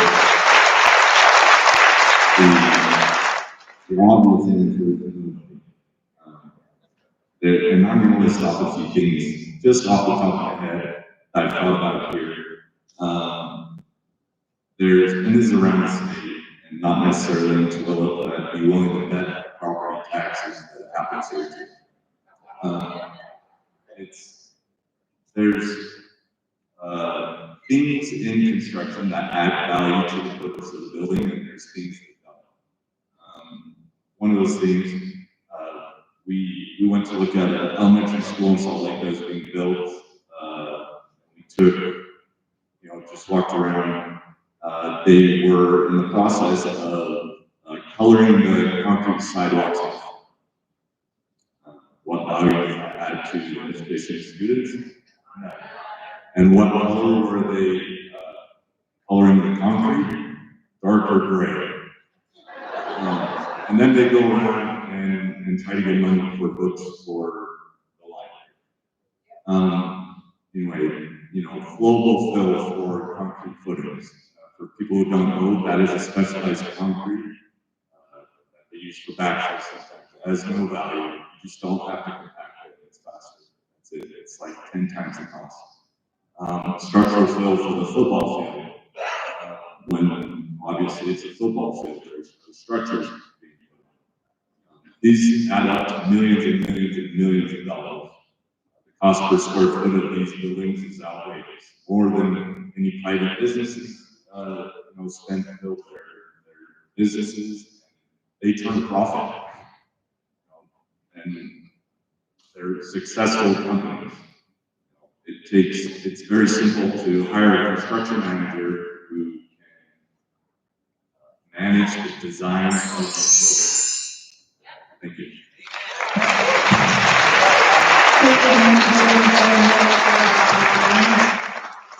We're going to release Tracy Kendrick, Sean Bernard, Barry Merrill, Bryan, and Children. Caitlin Luton online. Do not increase taxes to pay for your mistakes or put in a program that you misuse. It is difficult to admit that you are wrong, but it is right. The people can't afford to pay for this mistake and misuse. There are other things to solve the crisis, and it isn't to create the student's household. Keep your heart open to the people who are begging you not to increase taxes. Thank you.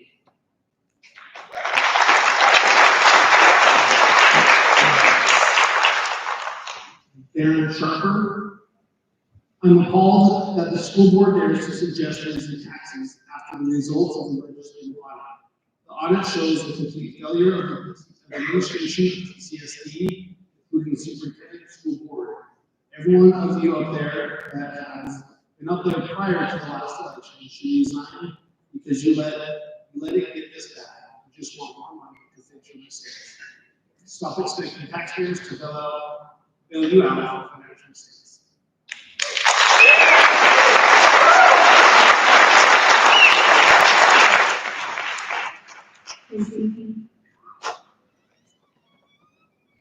Tracy Redrich. I lived here all my entire life. I've owned my home for 17 years, and I also own 2 commercial businesses. The property taxes that are being increased right now by $35,000 a year for my house. We bring in several businesses here to do Matt's Hobby Lobby. Is there, I know that they get, you come to our city, we'll waive your taxes for the next 10 years. Should we place the burden on the corporations that can afford the taxes as opposed to the people that try to live in the city?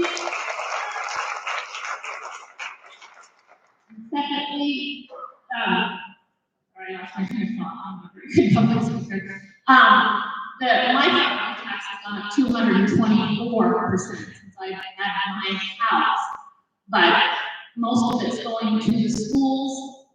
You're paying, you shouldn't get a raise, but is there some way that we can better manage this instead of giving everybody a raise?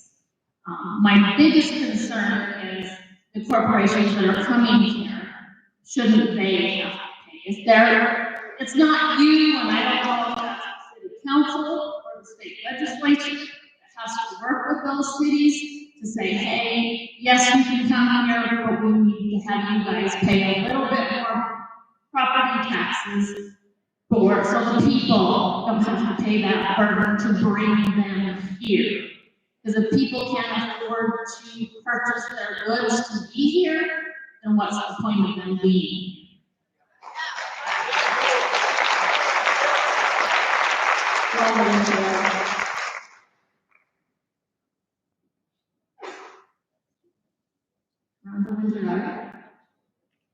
I homeschool 10 beautiful and amazing children. We do not take government funds to help. We do it through our own income that my husband brings in. When my child was born just under 31 weeks, he needed a little bit extra assistance in reading. I turned to the school, I paid my taxes, and I turned to the school for help.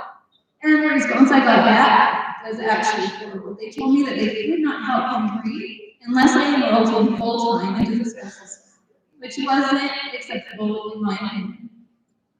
I am opposed to the tax increase. My mortgage payments has continued to rise, just like others have said. My mother-in-law has witnessed her yearly income taxes become more than the yearly payment she originally paid for having her home. So she has been mortgage-free for years, but she is still paying a higher amount than her original mortgage. I have heard others speak tonight about taxes rising into the $10,000 range. Think about that. If you have a $2,000 monthly house payment, a full year would be $24,000. If the trend keeps up, it might be well on our way to paying more than $24,000 a year per home. Let's actually work with the community to find solutions. I have mentored other people's children, and I mentor my own children. Because I believe in a well-rounded education. I do this because I love the children. I do not take the pay in teaching others' children as they come into my home. I take the donations that they give me for the supplies, and then at the end of the year, I give it back to them. Because I believe that I do not need to take their money in order for them to learn from me and the things that I do. I love learning, and I love teaching. Let's work together with this amazing community. They are filled with ideas, creativity, and integrity. Just ask for their ideas. I teach, and I believe the people out here can teach also. They are smart, and I believe that as we work together, we can figure this out without having to raise our taxes. Thanks.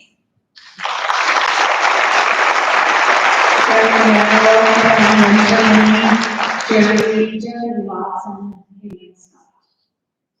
Gary Merrill from Grantsville. We watched the last 2 hours, and you guys did beat up pretty hard. Rightfully so. Old saying in business, the bottleneck is at the top of the bottom. I'm going to change my stance here. You're hearing the stance of the shareholders. Right? Notice I didn't say taxpayers, I didn't say homeowners, I didn't say citizens, I didn't say stakeholders, I said shareholders. We are the shareholders. We are the owners of the organization that we have tasked you guys to run. We are not here. I'm not here to beg.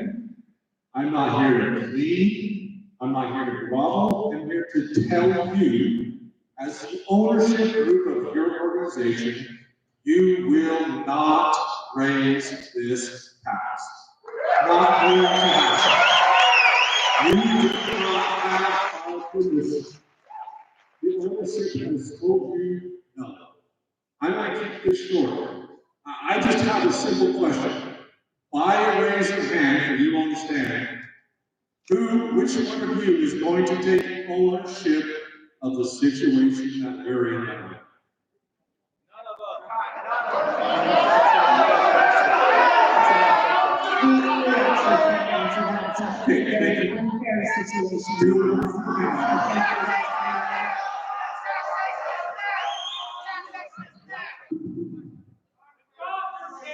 Bryan, Jerry Watson, Higgins, Jack Christiansen.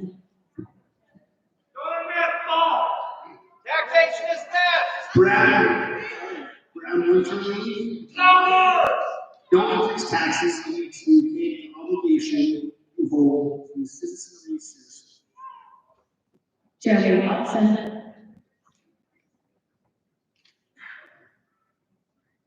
Good evening. My wife and I moved out here 20 years ago. When we moved out here, part of the reason we moved out here is because it was affordable. The reason why we are all here today is because you're making it unaffordable. We the people are speaking and opposing these tax increases. We are saying this is unacceptable and enough is enough. I hope each of you are listening. We need to be fiscally responsible in our homes and with our financial responsibilities. If you're listening, each of us are saying it is reckless to throw money at a problem that the Doyle County School District has created. I'm calling on each of you on this board to be more transparent and to be more accountable. as is each and every one of these people here.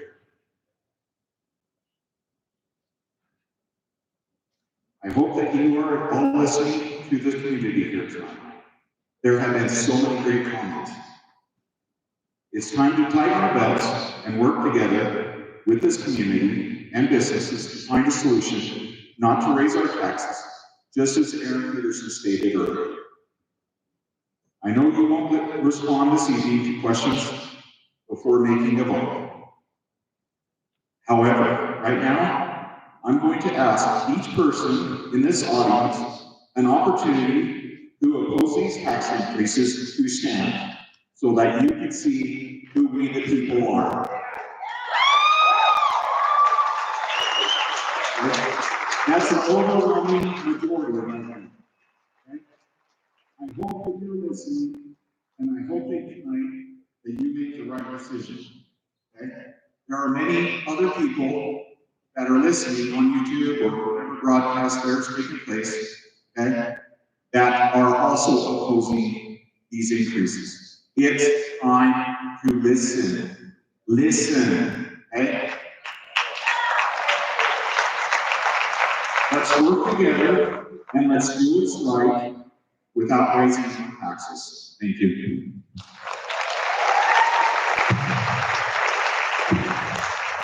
And Johnson and Haley Rose are online for Steve, this year, close out online, and Morgan. Haley Scott online. Watch this slide as the candidate due to overtime to pay for international mistakes from previous years. Maybe all of you in this so look up our computers and show some respect for those who you should have been done on Monday until you cut the budget and start.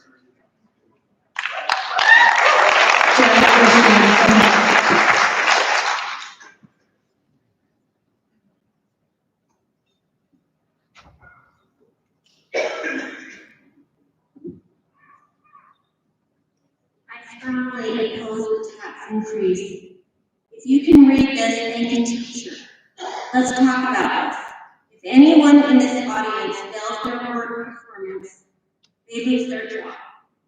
The first day of school, in each class, each teacher gives a disclosure of expectations. That disclosure is to go home, and the parents are supposed to discuss that expectations with their child and sign the form and return it. Grades are based on that student's performance. If students don't do their assignments, their grades reflect that. Some of them fail and they drop out of school. Their life then reflects that. If teachers don't perform and their students' test scores are not acceptable, or there are lawsuits and issues, the teachers need to be accountable and fired. So goes it on the board. You have a responsibility to make sure that students, teachers succeed, to make them accountable. In this board, you are 100% transparent. You are required to show your transparency, to not hide or cover up lawsuits or whatever you want to call it. We demand that you be transparent. You are in a position of public trust. We trusted you to balance your budget. We trusted you. We signed a disclosure that we would do our part, pay our taxes. But you guys misappropriated the money, and now you want us to come up with the money. I know you are good people. I know you have heart. You have children at home, and their lives matter. You don't want those children to be talking and crying and worried about how their mom and dad can't pay their bills. Your child needs you to make sure that their parents can live and provide a home and food and clothing and let them have a good education. So step up to the plate.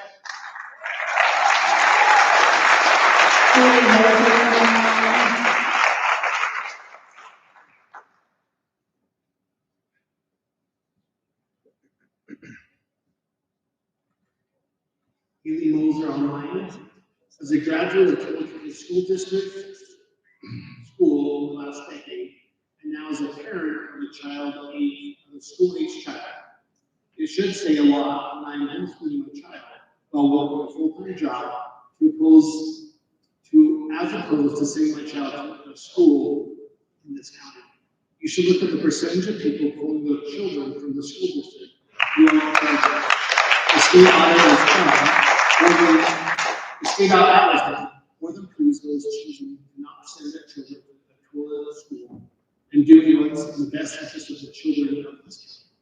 I should not be paying more money to this school district when no child is benefiting from the funds. Do better or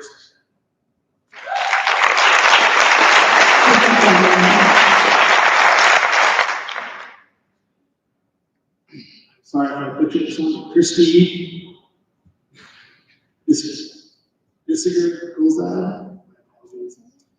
I need to increase the taxes. The need to increase taxes on homes that value at this point higher than Park City is insane. Homes in this valley are not worth what we are being forced to pay.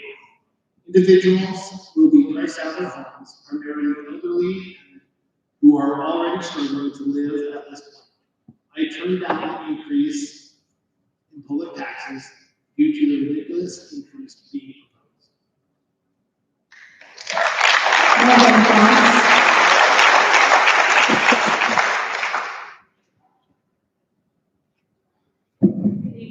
My name is Morgan Gowans, and I graduated with a degree in behavioral science and psychology, and sitting in the audience, I was listening to all of the anger. And anger is a secondary emotion. The primary emotion for anger is either hurt, shame, sadness, insecurity, powerlessness, and there's also guilt and shame. A lot of us are feeling those feelings. We're feeling powerless. We're feeling afraid. I moved here because I need an affordable home. And as a parent, I'm already giving so much to our local schools. I donate supplies. I volunteer my time. I also help with fundraisers. I cover the cost of extracurriculars and classroom needs, and I do it because I can, and because I want to support our kids. But it's frustrating to be asked to give more through taxes when so many families are already giving all that they can.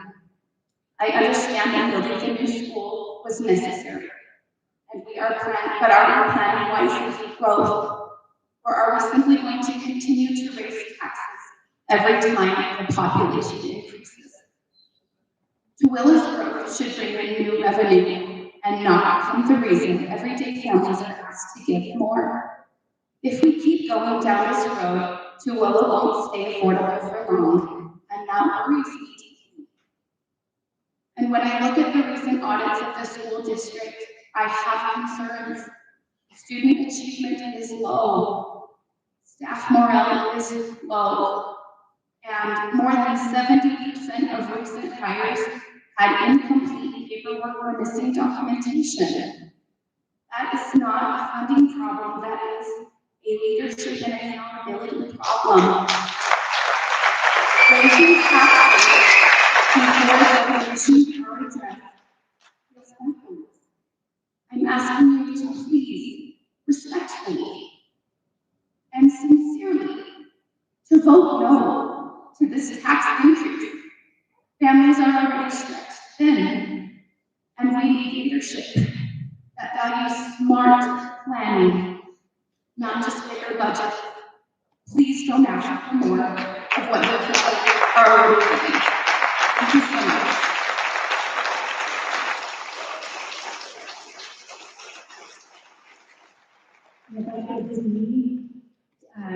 Saying hello, Sandy Christian. Christensen are all online, and then Alex Bailey is in person. Rebecca D. online.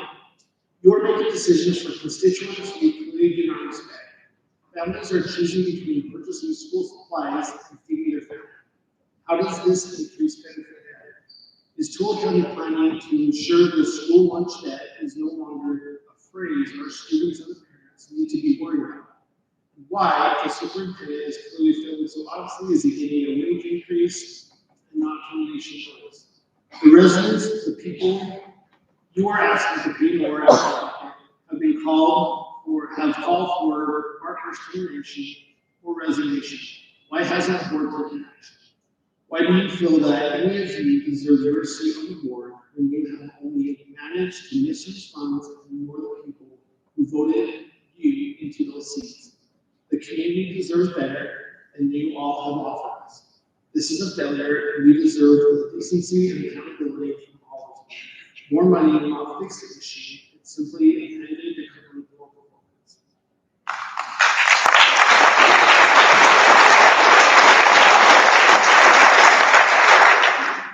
Karen Howell, how is it that I pay so much for tax to a school board, but my daughter attends junior high and the school has no AC? None of my kids attend the school and to be increased hundreds of dollars.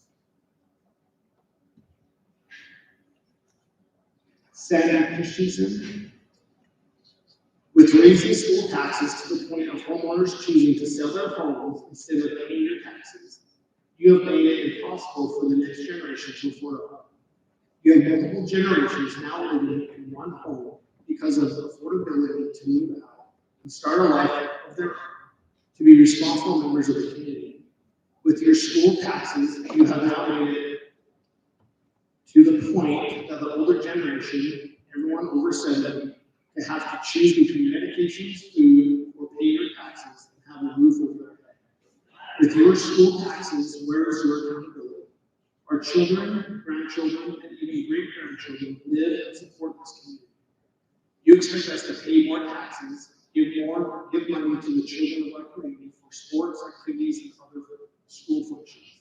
Where do you think all of our community is coming up with the money to give with your lack of financial accountability and taxing us well? Your community does not respect you.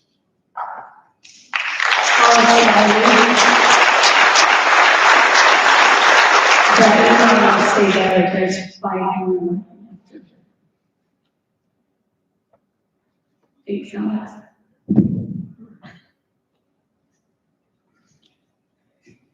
Hi, my name is Alex, I'm resident of Stansbury Park. I just want to thank you for all of your time.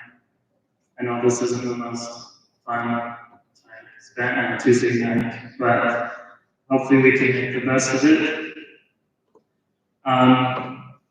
I just want to say a couple things. First of all, I personally am a fan of some taxes. I appreciate the fact that we have taxes and that what it helps us afford and how it can help improve the community, keep it clean, keep roads working and everything. I'm not saying there's no potholes here and there, but overall, compared to some places in the world, we're pretty blessed. However, an important principle of living is living within our means. And in my opinion, the spending of the city should be determined by what we the people, we the residents can afford. And I guess I'm here to say that with this tax increase, we simply can't afford it. Correct me if I'm wrong on the numbers, but at least from what I read on the document I received in the mail, this is what I understood. And in my opinion, I don't think that the schools need an extra $9.2 million. But with that said, I simply think a lot of good solutions have been mentioned tonight. I think a lot of good feedback can be taken from the community and help provide solutions to the problems that may be being happened right now. And I just hope that you will seriously consider what has been said. Thank you. Thank you. Corey Shore, Melanie Thorpe, and Julie P. Hunter Nichols online. I have lived in Toledo with my wife since 2020 when we bought our house. Her family has been here for 15 years. They have witnessed the tax on their property skyrocket, and they have trouble with a fixed income. Me and my wife, since owning our property in 2020, have had to pay almost $6,000 in escrow increases, and our property payment has gone up $600 since our first order.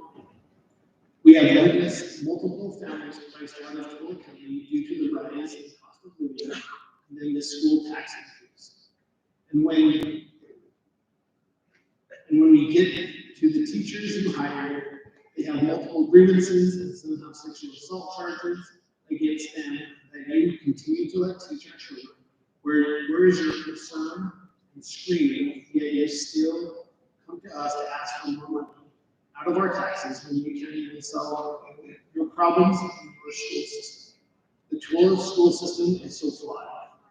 And how is it that the superintendent of Toledo County School District just gets a raise to let alone have a salary of over $100,000 a year and justify it? I see no justification in paying that much and doesn't do anything to improve the system. Heather, my taxes went up $400 a month. Who can afford surprises like that? My paycheck cannot go up. Corey Shore, I'm writing to formally oppose the proposed property tax increase intended to cover the district's $14 million budget deficit. While I support education, this increase is unjustified given the findings of the 2024 legislative audit conducted by the Office of Legislative Auditor General. The audit revealed major concerns, low student achievement, poor student morale, and widespread non-compliance with district policies.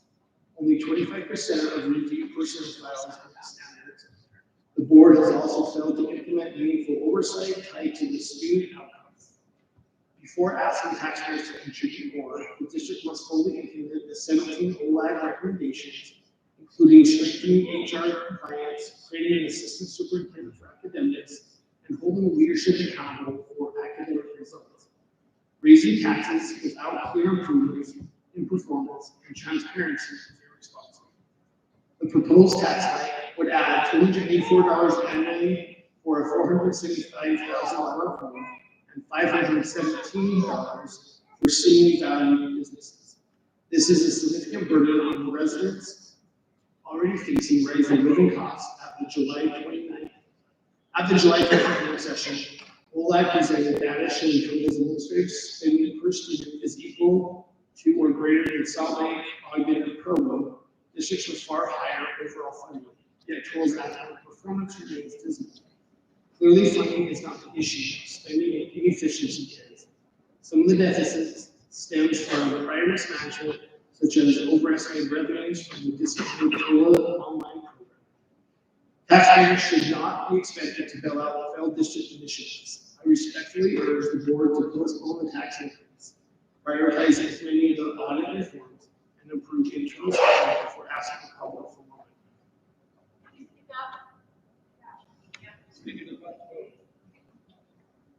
Melanie Thorpe online. As a member of this community, I want to know how you are going to be holding accountable for the choices you make. I have watched large schools built and test scores go down. I have watched para-educators get fired while administration gets raises, as well as the board members. Something needs to change for our kids not to suffer. We don't need to give them all a raise while our teachers and paraeducators are struggling. There needs to be a change.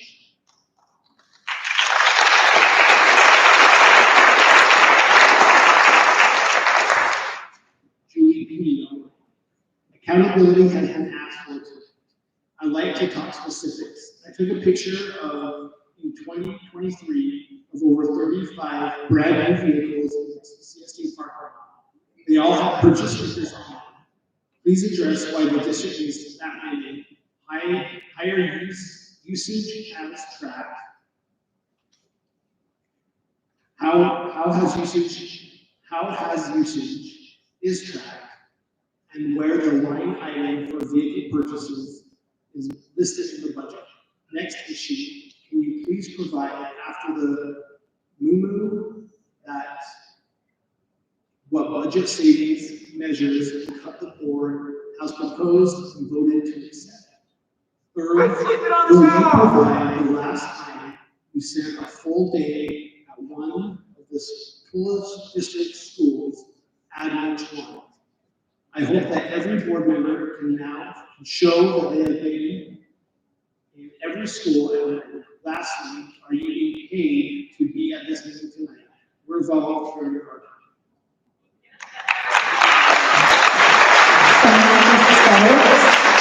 And Jerry Olson, and then Allison Shore, Nicole Bergender, and then Travis Garner.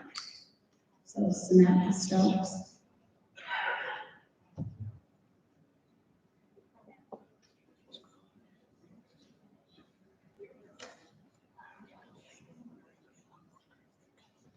If you don't want to be here, resign. And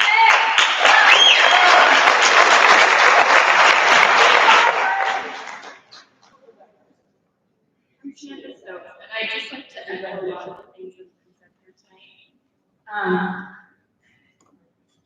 I'd like to say that I don't attend a lot of school board meetings in person. However, I do watch a lot of board meetings and listen to a lot of meetings online afterwards. So I'm pretty well aware of what the situation is in Todd County School District. And I think that a lot of frustration that you're hearing here tonight has a lot more to do with trust in the school district and in the school board than it has to do with actually not being wanting to support education. So I'd like to talk about some things that I personally have made me lose trust in our school district and in our school board. I would like to say there are a few of you over there who I think are really invested and really have the best interests of our students at heart. There are several of you I think feel that. As you heard, the running joke in the community is about Desert Creek High School and the Todd that it has been built to be.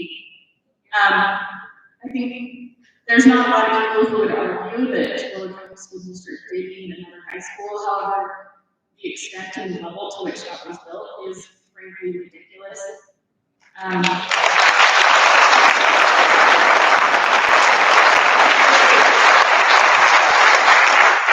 If you listen to a lot of people have to say,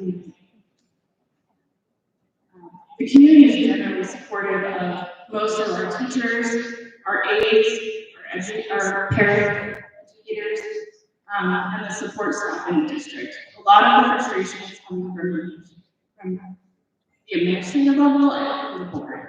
I think that there's been a running joke in the community for a long time about how if you are a problem in a school, you get promoted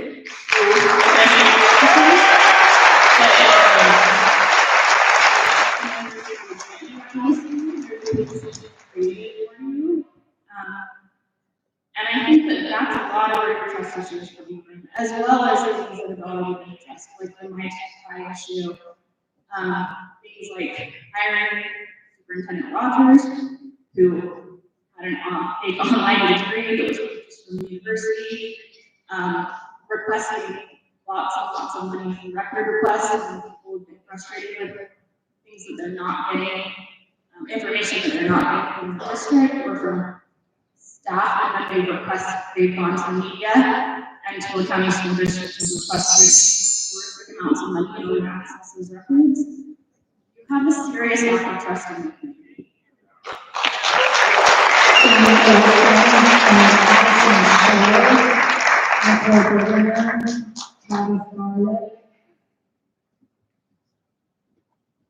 Jamie Olson online. The Lake Point City Recorder, Jamie Olson, is passing this along from the Lake Point City Council. To the Toledo School Board, as a member of the Lake Point City Council, we are writing to express concern regarding the proposed property tax increase currently under consideration.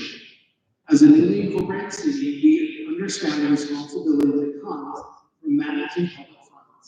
From day one, we have worked to build a city government that lives within the means, avoids tax increases, and listens/addresses items and concern from our residents.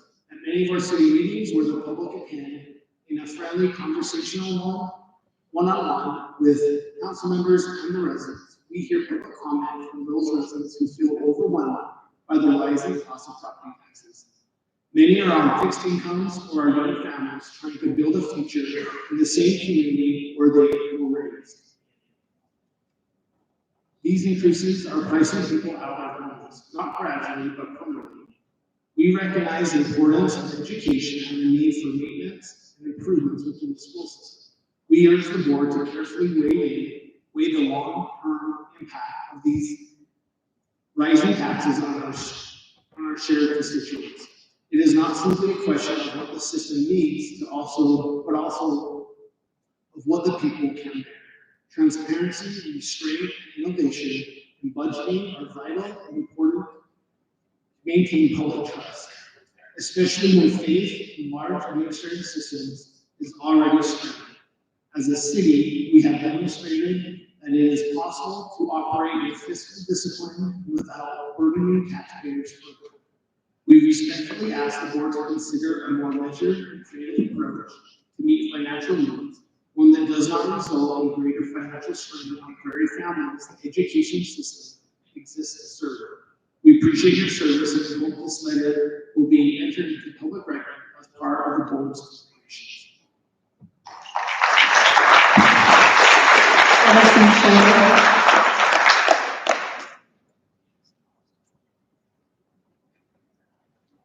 I'm Addison Shore, and I'm a homeschool student now. After a year ago, me and my family were pretty much forced to leave the school system because of its deficiency in providing a quality education that would support us for our futures. And I am here to speak on behalf of my family and friends and community who have struggled and made sacrifices to support this system, and the wonderful teachers that have been pushed out of positions, and all of my many friends still in public school who are not reaching their potential. And as concerned citizens and taxpayers and Will County, we understand the importance of supporting our schools and ensuring a stable educational environment. However, given to the details revealed in the recent audit conducted by the Office of Legislative Auditor General, OLAG, we cannot support raising property taxes to cover the district's reported nearly $14 million deficit. One, audit findings demand better stewardship before tax increases. The OLAG performance audit released June 18, 2025 found severe deficiencies in student achievement, low employment, and widespread policy non-compliance impacting financial and academic outcomes. Among the significant findings, poorly documented hiring practices, only 25% of personal files reviewed and had complete applications that complied with policy, and no consistent accountability from the school board regarding student outcomes or strategic planning. The district must implement audit recommendations before asking for more money. The audit includes 17 detailed recommendations, including stronger board oversight of performance metrics and reform of human resources practices to meet policy requirements. The district is committed to implementing these measures, but taxpayers are justified in demanding results before contributing more funds. Only once internal controls and educational outcomes approved should revenue be considered. Residents are already facing rapid tax increase.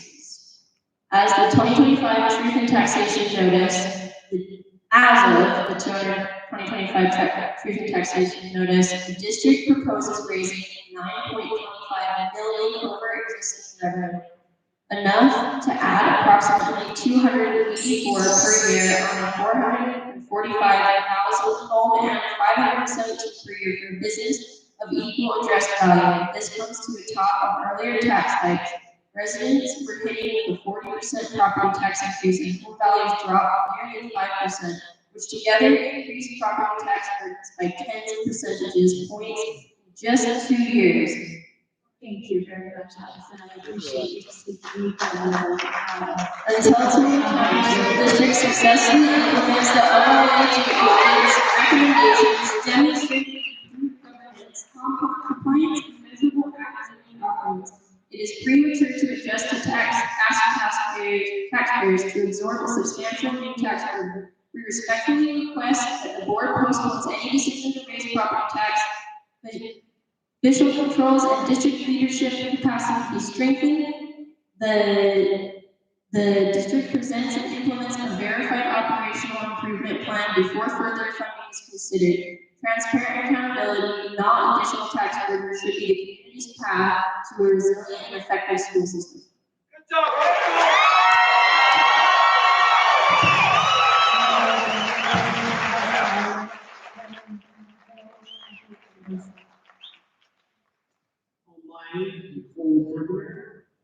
As a married couple without children in the school system, we still recognize the vital importance of quality education in our community and appreciate the hard work and dedication each of you brings to supporting that mission. At the same time, we are deeply concerned about the proposed tax increases.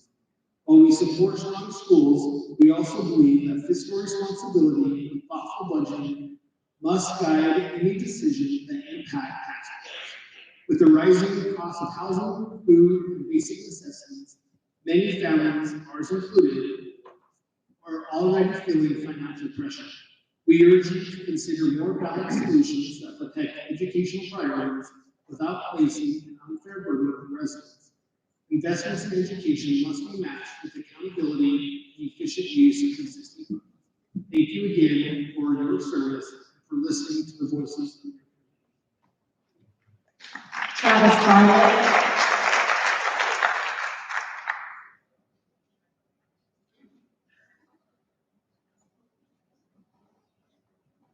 Hello, Travis. Been well a couple of years doing mortgages for a living, so I know the funny math when I see it. What I've noticed, my personal observation, is that you guys seem to talk down to a lot of people. Yeah. When it comes to your presentations, when it comes to what you put online, it's as if you're talking to you feel like you're talking to children. And the reality is, you overestimate your own intelligence. And there needs to be some realities. You guys made a very poor decision that lost taxpayers $50 million. And you did it on a whim. None of you looked into it, and I know you didn't listen to anybody, because there's a lot of smart people here that could have pointed out some of those basic things. And when you got people up here, a lot of people with great ideas are putting things out, you're just going through motions. You guys have made a decision already. You shouldn't need a homeschooler to show you what an education really looks like, to get up there and speak. And you should you should be able to apply some basic math. The fastest growing counties in the country. That brings more people in. That's growth. That growth will create revenue for commercial businesses that can help pay future taxes. But you want to throw all the burden in one year on everyone here and not let those future companies take any of that burden. It makes no sense. Just look at the math of it. If you push taxes a little bit and you don't raise it all in 1 year, we're going to grow into more tax revenue down the road. But you have to start by listening. You've made a lot of poor decisions where you're overspending for high school, you're overspending, and then you're giving yourself raises based on those poor decisions. That's because you're detached from reality. The reality is you don't give yourself a raise when your education is limited. You should be asking more about the community. You should be asking, homeschooler, how can you get up there and speak at this level? And where we, who are supposed to be professionals, our children are failing and they're getting worse. But you don't ask enough questions. You get up there, you get talked down, you go through the motions, and you assume everyone's stupid. And I guess we are, because we are allowing you guys to give yourself raises by increasing our property tax. It's ridiculous.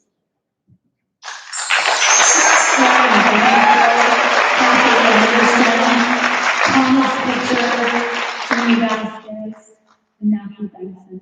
If you're here, please come down. Karen Bencourt online. Good evening, my name is Karen Bencourt, and I am a resident of Toledo. I want to express my opposition to the increase of any property taxes. Families in our community are already feeling the pressure of inflation, rising housing costs, and stagnant wages. Increasing property taxes right now only adds to that burden, especially for seniors on fixed incomes and working families just trying to stay afloat. Before asking taxpayers for more, the district should first provide a clear and transparent account of how current funds are being used and what steps are being taken to cut waste and improve efficiency. Raising taxes should never be the default answer.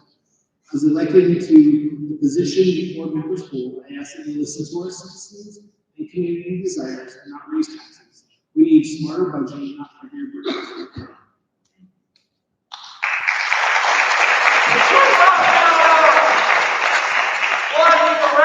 Shadow Davis. The property taxes in Toledo County are average. I know that the county is growing, but at this rate, no one will be able to afford to stay in this country. And then what will happen? We are gearing up for the max exodus at this point that will kill this country. We need to find better ways.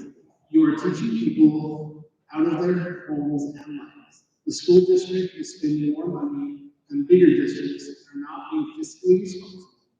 We are not as fiscally responsible. We lose our homes, cars, paychecks, and in some ways, freedom. What is the school district losing with their fiscal irresponsibility? Changes need to be made now before it's too late. Do not raise taxes again.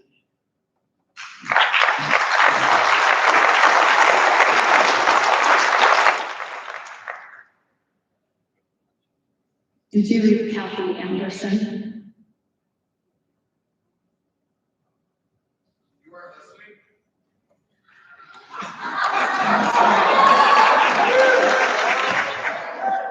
Thank you. Thank you.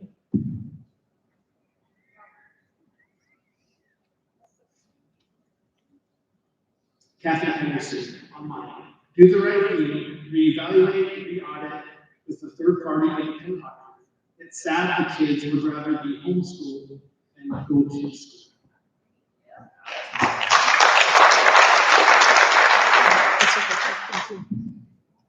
Hi, my name is Tommy. I'm a neighbor. I live on Coleman. I work at a major industrial plant. I'm responsible for hundreds of millions of dollars, many businesses and families. I care deeply about their well-being and cash flows. That being said, this after meetings all week, we're expecting Q3 or Q4 to get any numbers. If these taxes are affecting you now,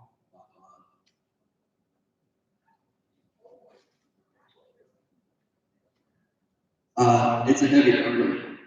Performance is non-negotiable.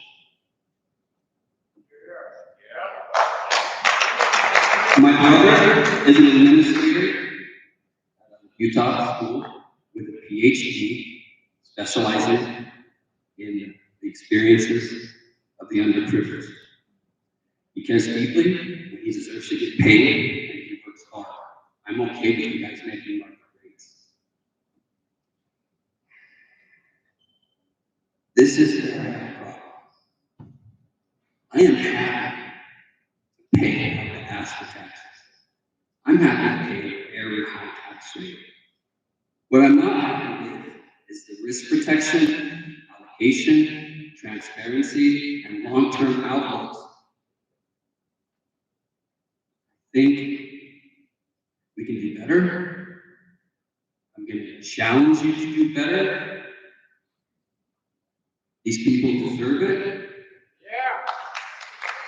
But this is not about the community. We do have wealthy people in the community. You can't tell them that. We have poor people in the community. They can leverage all the funds. You can't tell who they are. You need to get it together.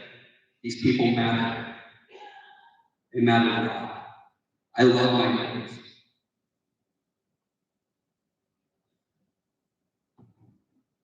Let that resonate. The allocation, transparency, long-term risk protection should be more transparent. And to everybody else, pay attention. Know who you vote for.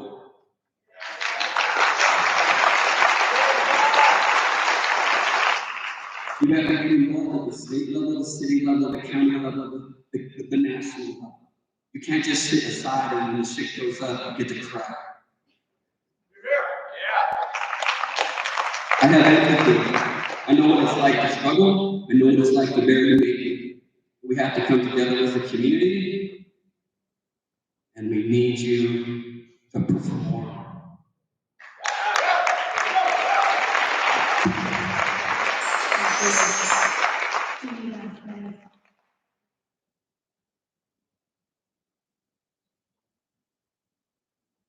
And then Mark, speak.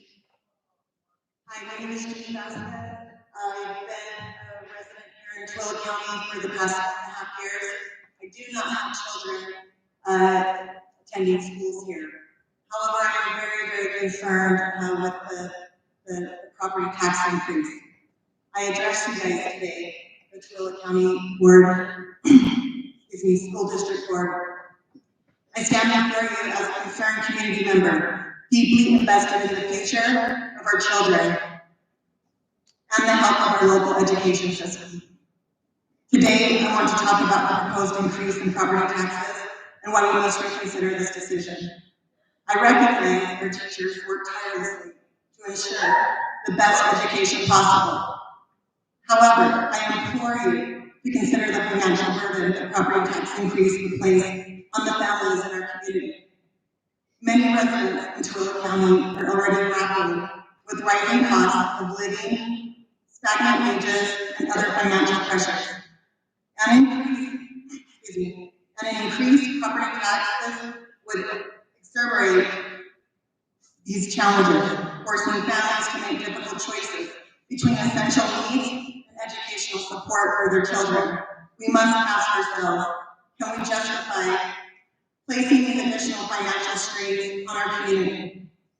Moreover, we should explore alternative solutions. I have not heard a whole lot like what we can do providing solutions. I'm going to go back. I'm going to say it again. We should explore alternative solutions that do not involve increasing taxes. There are numerous avenues we can pursue, such as seeking grants, increasing community partnerships, and engaging in more fundraising efforts. By working together, we can find innovative ways to support our schools without placing additional tax burden on our residents. I want to emphasize that you need to be accountable to the community. We no longer trust the decisions made will prioritize the best interests of our students and families. Trust is crucial for collaboration, and without it, our community becomes fragmented. Let us find a way to restore the trust through transparency and share responsibility in funding our education system. In conclusion, I urge you to reconsider the property tax increase proposal. Together we can find solutions to support our educational system while also respecting the financial realities faced by our community members. We owe it to the people of the community to create a sustainable and inclusive approach to funding education. Thank you for your time and consideration. I look forward to working together to find the best path forward for our schools and our community. And then Mark Tate in person. Matthew Benson is online. Please stop wasting funds and do not raise my property taxes again. You are driving folks out of this country. I myself am considering moving out due to the horrible job you're doing. I will be voting to drain this.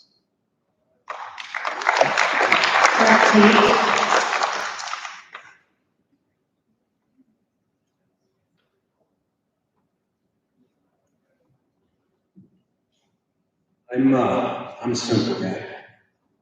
I usually see things mostly in black and white. I know life and your jobs are a little complex. But I don't see a lot of gray area in a lot of things. My problem, I'll tell you where I'm coming from. First of all, I think property tax is immoral and theft. My property tax proposal increase went up 30%, which is ridiculous, unacceptable. Nobody should have to pay, and you all need to do better before you ask for more.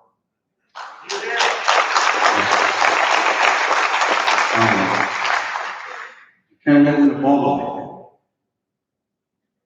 If Tooele County School District was in the private sector, it would be a failed school district. I was a production supervisor for 17 years in a mine, working in the mining industry. I had KPIs, key performance indicators, I had to meet it every year. Usually like 2 or 3 times a year. And if I didn't meet them, I wouldn't have my job. If you look at Tooele County's audit, Tooele County School District's audit, and some of these key performance indicators that you look at, and you need to look at and abide by, or any other metric, Tooele County School District is a failed school district.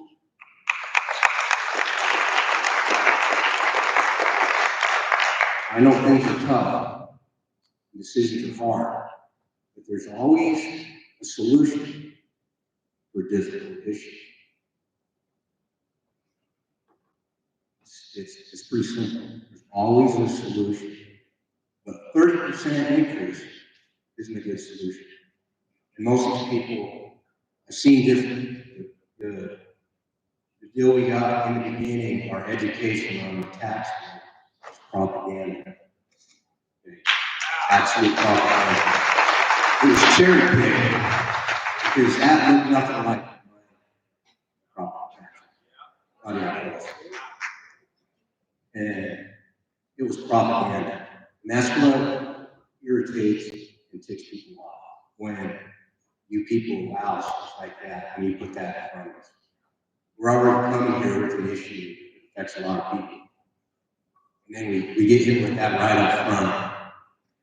And it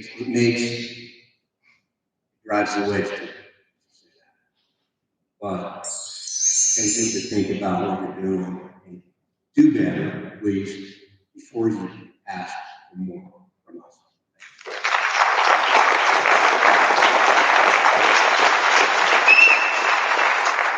Thank you. We've got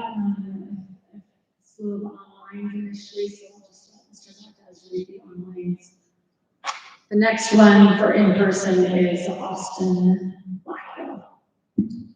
Laura Castaneda. I do not agree with the tax increase period. Not fair for us or my parents.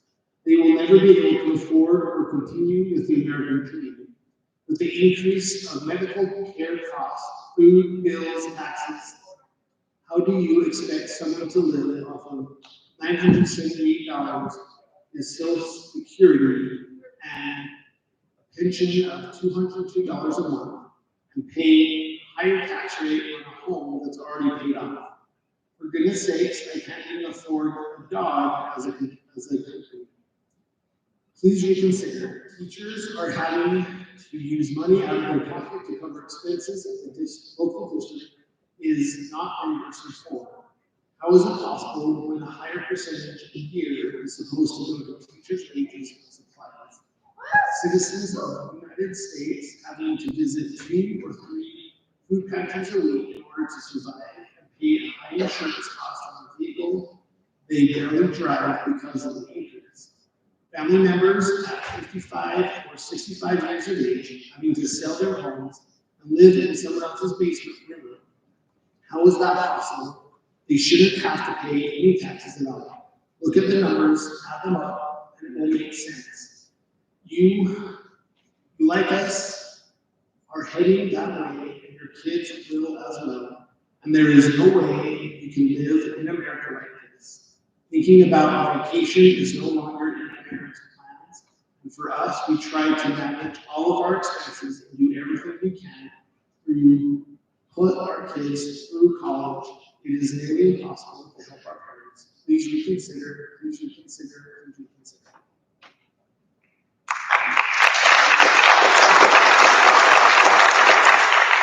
Mapping online. Kids are not reading at grade level, the audit proves that. When I asked for my child to be held back because of his health issues that caused delays, I was told by the school that was not an option. A year later, I am again fighting to get my child held back. When it would be the best thing for us, I cannot afford to go to a different district to get my child the education he deserves, then you are failing.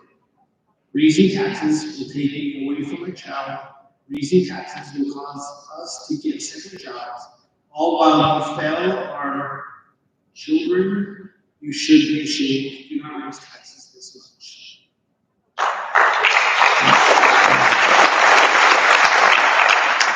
General parent.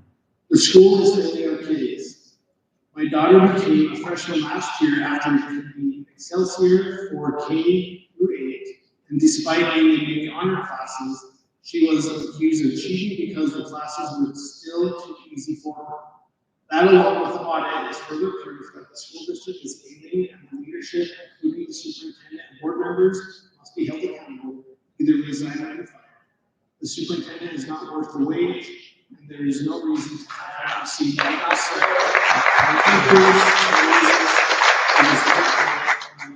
fiscal year 2022 to 2024, according to transparent. This is a public for the board to approve this release, the failing of the school district. Brittany Boyer online. I want to express my strong opposition for the proposed 8% tax increase and to raise serious concerns about the lack of accountability and performance within Toll County School District. Many families in our county are already stretched thin financially, grappling with inflation, raising housing costs, and stagnant wages. The notion of placing an additional burden on taxpayers without demonstrable improvements in educational outcomes is both tone deaf and unacceptable.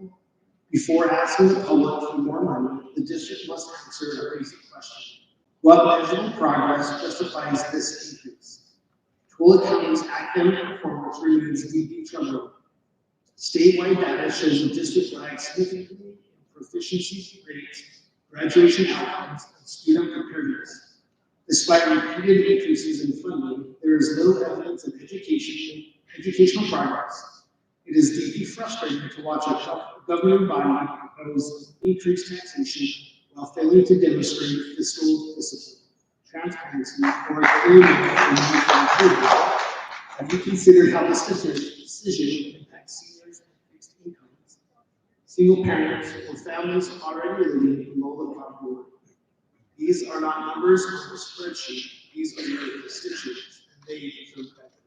An 8% tax increase may seem abstract on paper, but for many families, it means less money to put food on the table, more children arriving to school hungry, distracted, and unprepared to learn.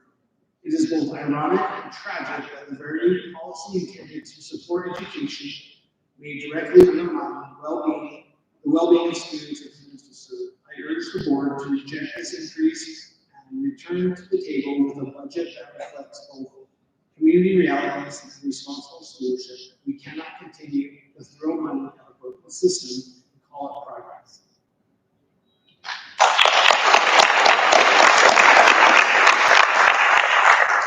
Rotating online.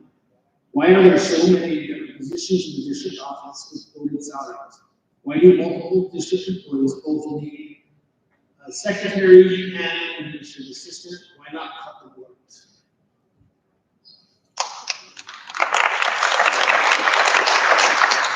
Jeff online. I am a teacher in Toll County School District. As a teacher, I see how teacher morale is low. We are doing the best we can for little. That $50 million deficit could have gone towards things that would help us better teach our students. We love our students and knew getting into this career that we would not be getting paid what we should. But now to this degree, but now to this degree. We are not miracle workers. We should not have our love for students taken advantage of. I want to see more help for teachers. The misuse of funds is so disconcerting. The money mismatch should have gone to help us better teach the kids. Teacher wages, not higher wages for yourself, will be a good start.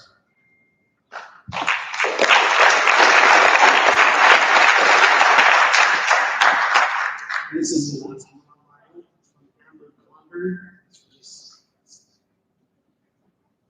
My concern is my children who are all of school age. To me, who have failed them, the audit shows that I have sent an email to each of you with my concerns and got a generic response back as to where to look to see how much each month it would be. You don't need more money. You need to prove to us, as a community who put you in this position, to show us that you can do more, do your job. More money does not mean you will do a better job. You have proven that already. Enough is enough. I volunteer my time and supplies every year, and the community is speaking to you. We are not going to accept the fact that you want more money, but continue to fail the children as you are supposed to be doing this for. You don't need a raise because those should be based on performance. Your performance review has been given to you. You did not meet expectations. Time to step up and to do what you're supposed to.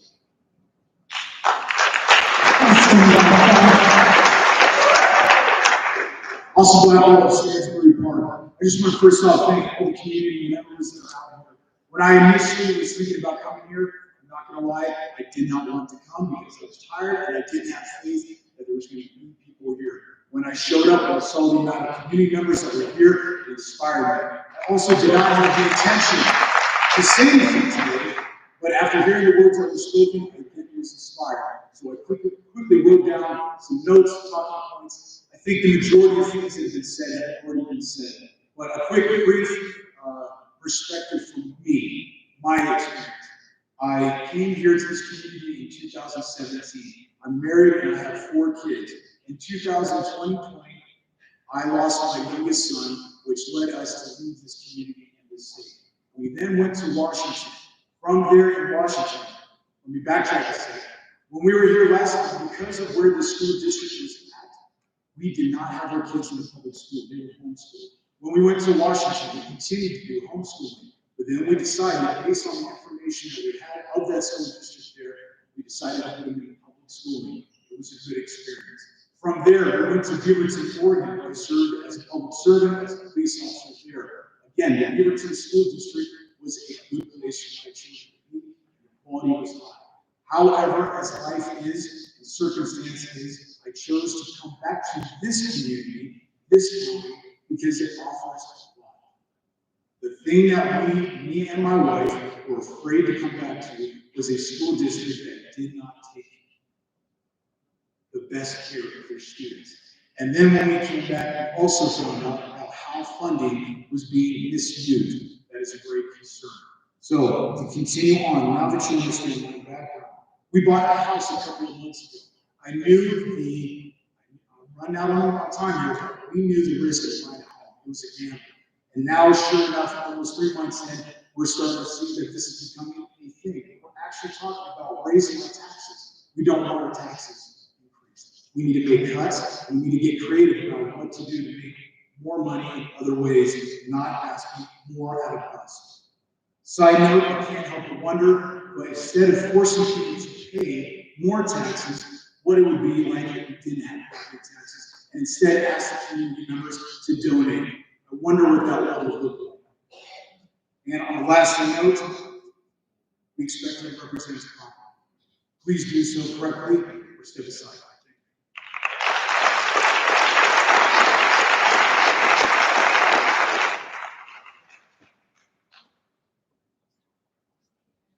The next one's an online. Daxton Gerard online. You are hearing comments from the brave ones enough to speak. Please realize that there are many more than the ones speaking have hold these same thoughts. Usually only 10% actually speak, while the others remain silent observers. Again, there are more opposed than those tonight. They also want to reveal a tactic that usually happens every year. A high increase is generally proposed, the taxpayers speak up, and by the end of the meeting, the school board reduces the amount by a measure. I don't want to see this happen tonight. When the tactic is used, the school board gets a measure of increase, and the taxpayers end up paying a measure. That does not seem right, and I've seen it happen throughout my life.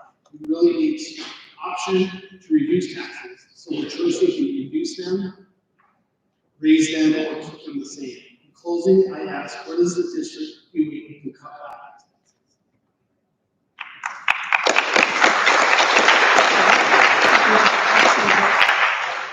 Tony Scott online. As a homeowner and father of 5, and a husband of a teacher, I'm unable to keep up with the increases in taxes being proposed. I have been in toil for 9 years. With the last tax increase, my mortgage increased by $300. My wife, who is a teacher, feels helpless when she's attempting to educate students up to 11 because of remote pay and lack of support teachers have. She works very hard and needs more resources, higher pay, more respect, and better conditions. Why is it that the $50 million deficit should be placed on the shoulders of taxpayers when it was the school board, specifically the superintendent, who misses those funds? He should have to pay for the $50 million out of his own paycheck. If he makes more than the governor of the state, he can pay for the high school as well.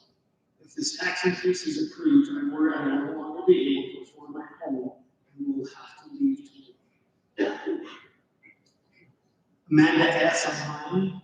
I do not support the tax hike, as we are not at a bottomless pit for you to steal money from. We will fight back and will not stand down for your misconduct. Kennery Robin online. The school district is a mess financially and academically. It's beyond embarrassing. I think that there needs to be some show from the district that you are trying to make things work, that what you have. All I see is that you build the Taj Mahal of the high school that went over budget and seemingly still included every veil and whistle possible. Couldn't some of the fluff be spread over 10 years? Do something that shows that you're trying. As far as academic failure, where's accountability? The problem is not with the teachers. We need to see a commitment to be better. The answer isn't just to hire a new assistant superintendent, get rid of unnecessary staff, show a commitment to hold people accountable for the many failures. If the problem is throughout the district, maybe we need leadership at the top that can influence all. No new taxes until you show that you can do better for you.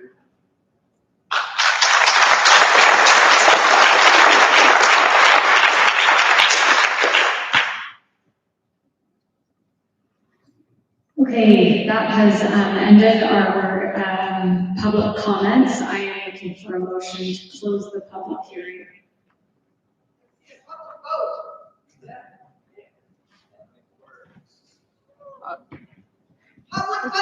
I motion that. I motion.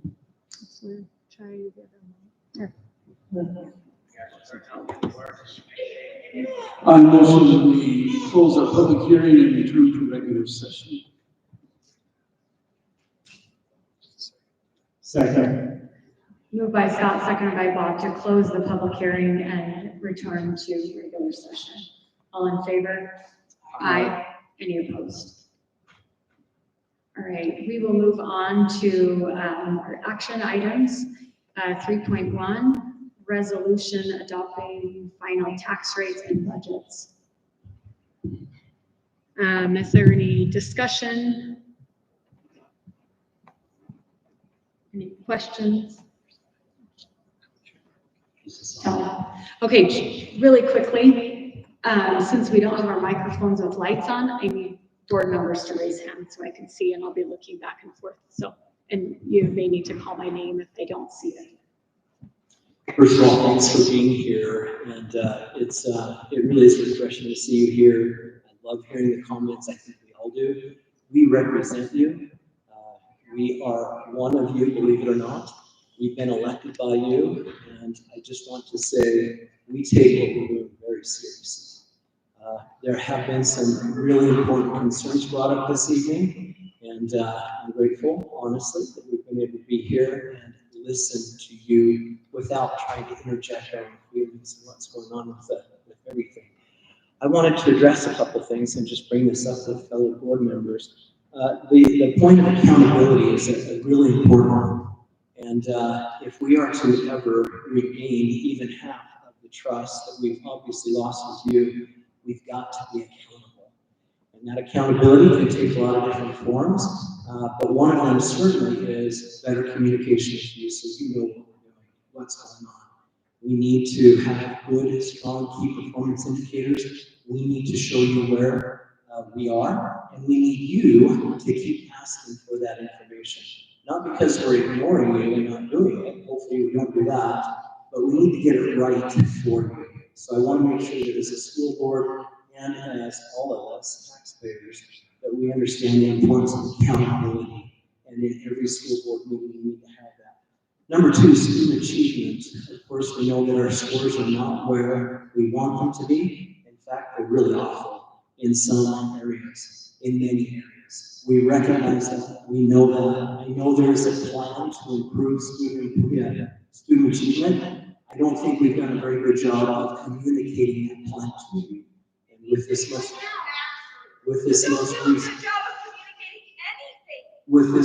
recent audit, it just underscored the fact that we have got to be accountable for student achievement. It's not enough to say, well, it's the student and the parents. We as a school district need to step up and do that. I think we understand that. And then the third one I wanted to mention is this culture or policy non-compliance that came out of the audit. Culture is an important word, and culture is can be a great thing. It can also be a very difficult thing, and a damning thing, if I put it like that. The point being that if we have a policy that is difficult to read, we enforce it different for different people in the school district, we're going to hurt our morale. And it's not going to be a fair and equitable way of doing this. So I certainly recognize, and I know we all do on the board, we've had the discussion, that we need to clarify, simplify, better communicate our policies to district employees. We need to hold ourselves accountable to these policies. And we need to make sure that we have regular self-audits to ensure that we are following policy. Saying it's one thing, doing it's another. Thank you. What's the time to hold yourself accountable? Now, this will get really messy really quickly if I start responding to all the comments that might be out there. I don't take this as a joke at all. But I want to make sure that it's very clear that we understand that and we have to have a plan. And the only way we're going to get any trust out of you and for ourselves and be able to hold ourselves high in the community is to do something about it. It's not just words, we have to do. And I just like to say that, make sure you understand that we're hearing that message.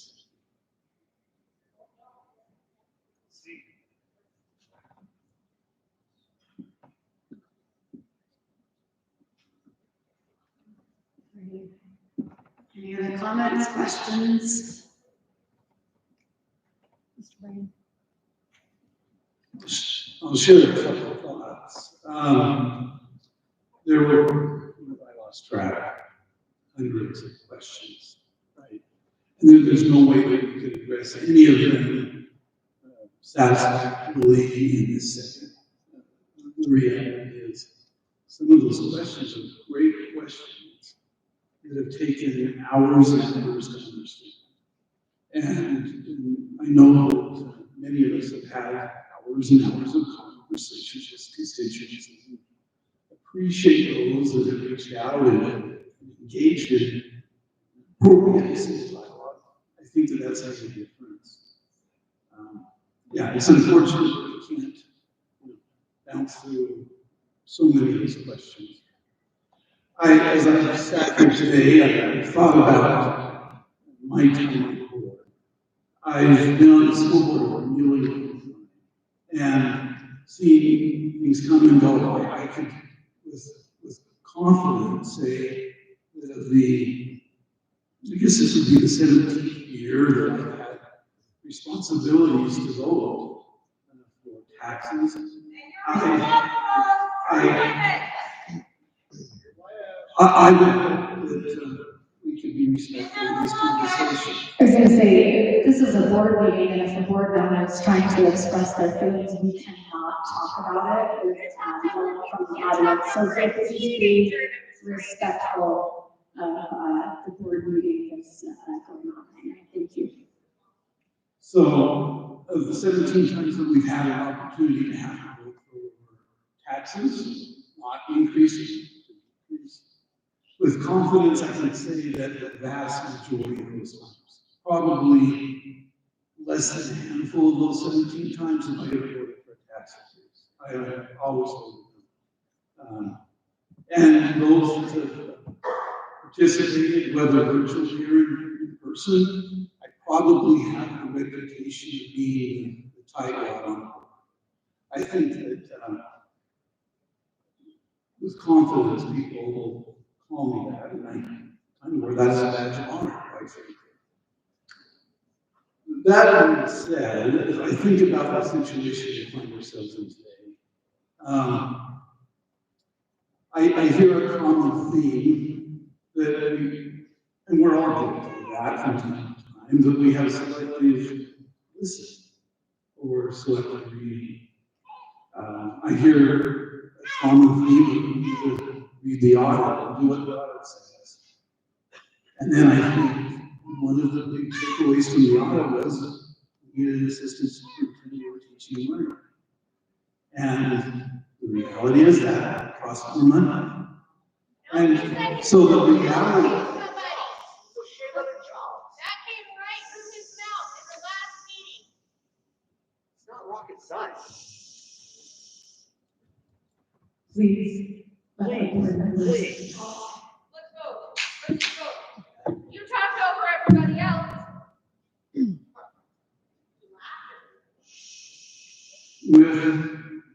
With confidence, some of those things cost money. Just the reality is. The other kind of common thing I think I've heard is the need to, two things. One is the importance of living within your means. And again, with confidence, I can say that I've done that. I really like that. That being said, there's one other thing I noted is the idea that we should be at least average. And you know what, that's average would indicate that half of us are and half of us aren't, of those things. And I really want to emphasize where that money has been going for the last several years. We've been living in a deficit. we've been spending more than we've been taking in as a district. And the reason we've been doing that is to increase our compensation for our staff, particularly our teachers. The reality is that most of our expenses as a district are people, and we have great people. And when I first came on the board, our teachers were paid just $31,000, maybe $32,000 a year. And we were bottom 5 in the state as far as teacher compensation goes. And I'm grateful to say that we recognize that we need to get, and we have moved as a board to increase our teachers' pay, to get them above minimum wage in some cases. And so we really made that a focus. And we've really tried hard. I with confidence, and we make teacher compensation a major priority. The reality is that teacher compensation costs money. I mean, this is just the reality of the matter. And we found that we had a great revenue source as a district for many years with my tech high. And there were some challenges with my tech high that haven't been addressed. My tech high had to undergo a rebranding because of some of the challenges that they had. And they had some really great programs, but ultimately we had received notice from the state that we would have some of our funds cut if we didn't change some things. And ultimately that performance was really impacting our district. If we were to go back in hindsight, I think all of us would make better decisions in our life in a lot of ways. And maybe we would make some different decisions, but the reality is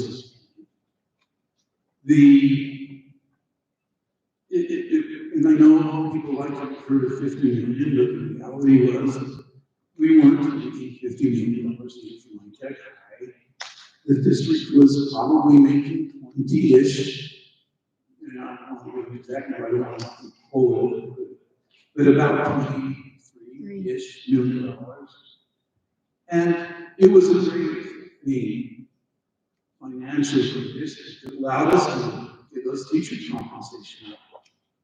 But we also had a responsibility to recognize that a school suggesting that a teacher could educate effectively 1,000 or more students is not realistic. And at the risk of losing state financing, we created that contract. We've been able to live off of our fund balances. And like all of you, you can live off your money in your bank account for a long time. Maybe, maybe not. But we've been fortunate to be able to do that for the last 3 years. But that money is quickly drying close. We've avoided tax increases for several years, but we've avoided tax increases by living off our savings. At some point, that's not sustainable. And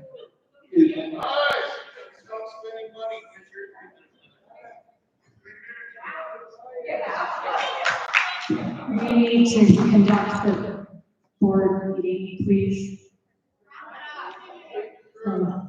Thank you. so the reality is that as a district, we're spending more than we can get. And that's not sustainable. It's not a long-term sustainable solution. So what are you going to And do the about it? alternatives that we look at become significant. The ideas we've heard, please, teachers more, and it's not.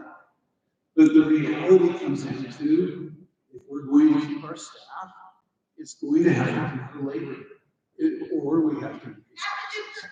And so, if we were to decrease, it would become significant. And I think that's why, as we've had this conversation, conversations, and we've been studying this problem for well over a year. We've been meeting regularly, multiple times a month, and having conversations with the board. I just think we cut, and the reality is we were $23 million short.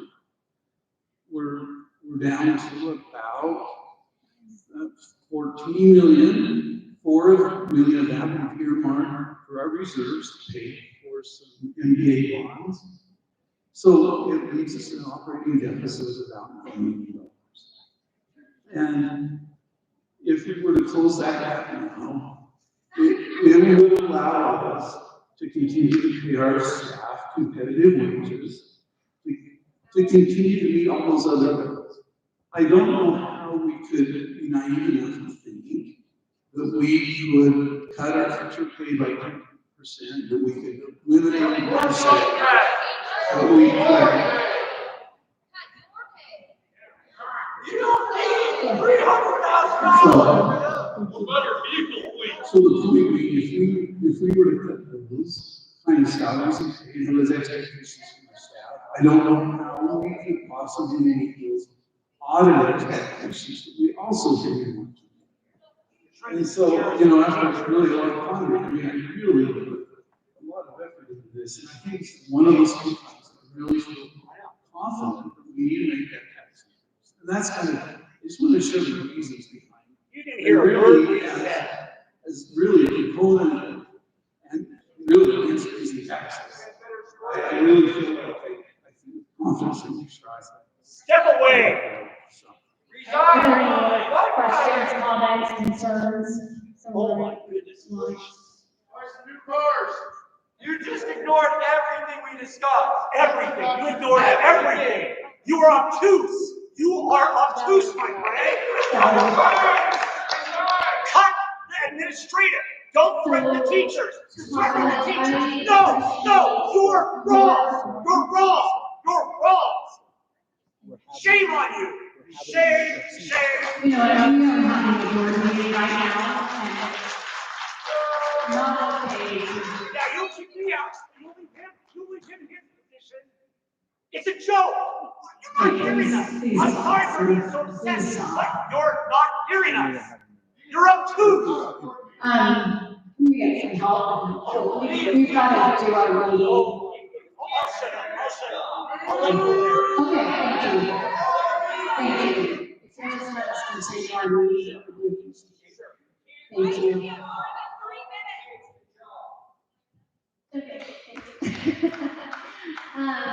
Todd, I appreciated your comments. I agree. I heard a lot of transparency.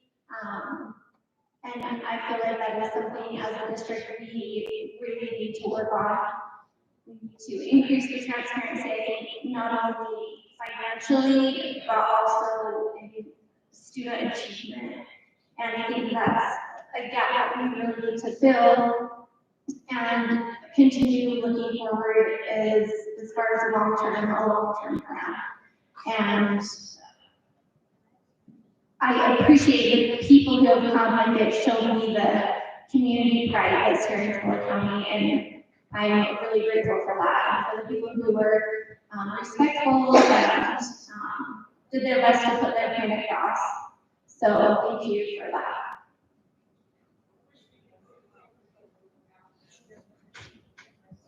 What does Mark Ernst have to say?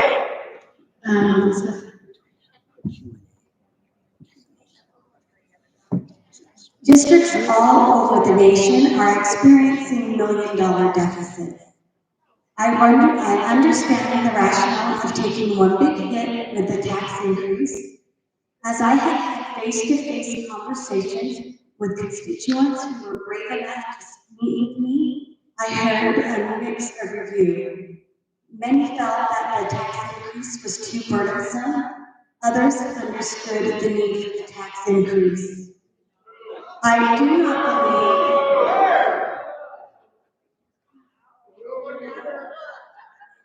Excuse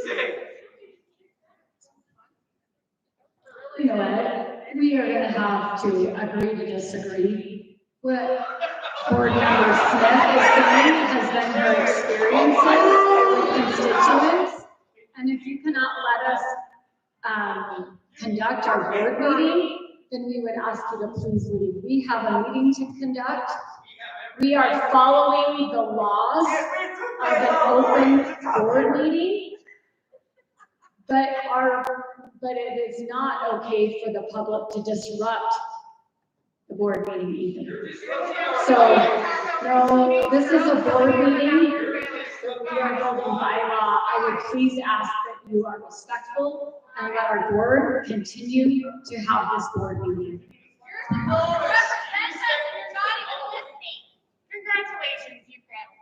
Differences of opinion are a part of life. Anger never persuades. Hostility builds no one. Contention does not lead to possible solutions.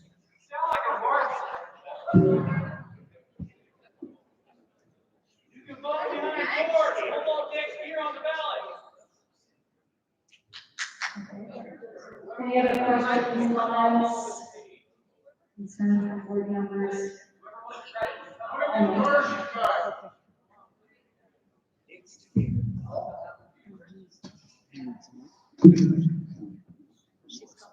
There have been a lot of things brought up tonight that I would love to sit here and go point by point through it, but I know that we, as been mentioned, we have been working in public meetings for a long time to uncover a lot of things, ask a lot of questions.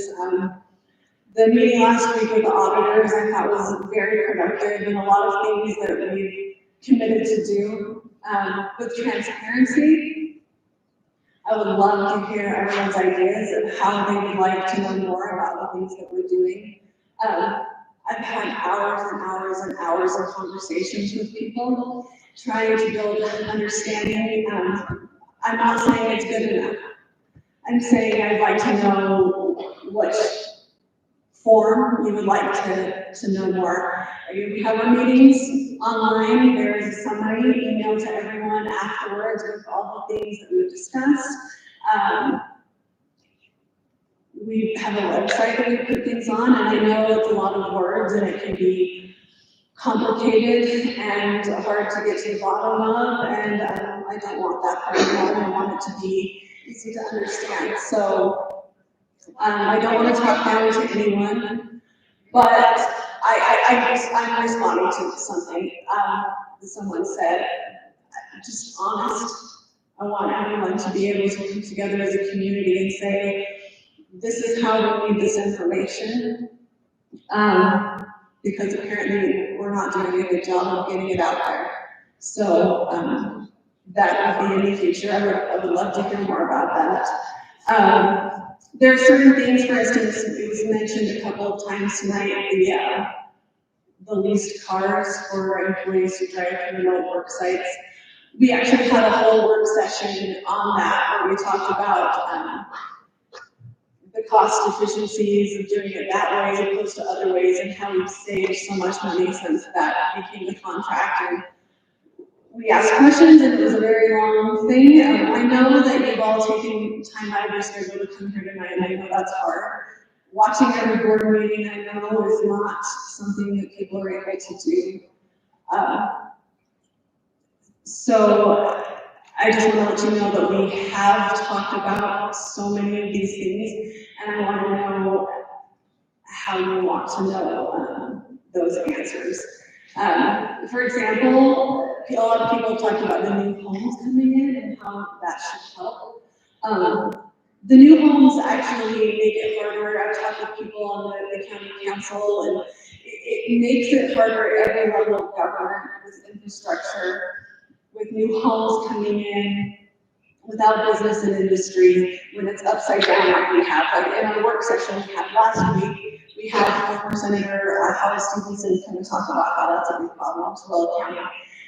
That homes only taxed at 55%, and businesses are 100%, that the money that the school district gets from a new home isn't enough to pay for half of the student. So the people come in and the growth actually creates more students to educate, then money comes in. So it's an upside down situation here in Twilla County that I really have hope will right itself in the future. There's a lot of good reasons to hope, but right now, that's where we are with the tax base that is really hard. Anyway, I don't want to take all the airspace, but there's a lot of questions that people have that are very legitimate that I would love to help you to get answers to. Represent us, you said, so vote no. Yeah. You're here. Are there any others?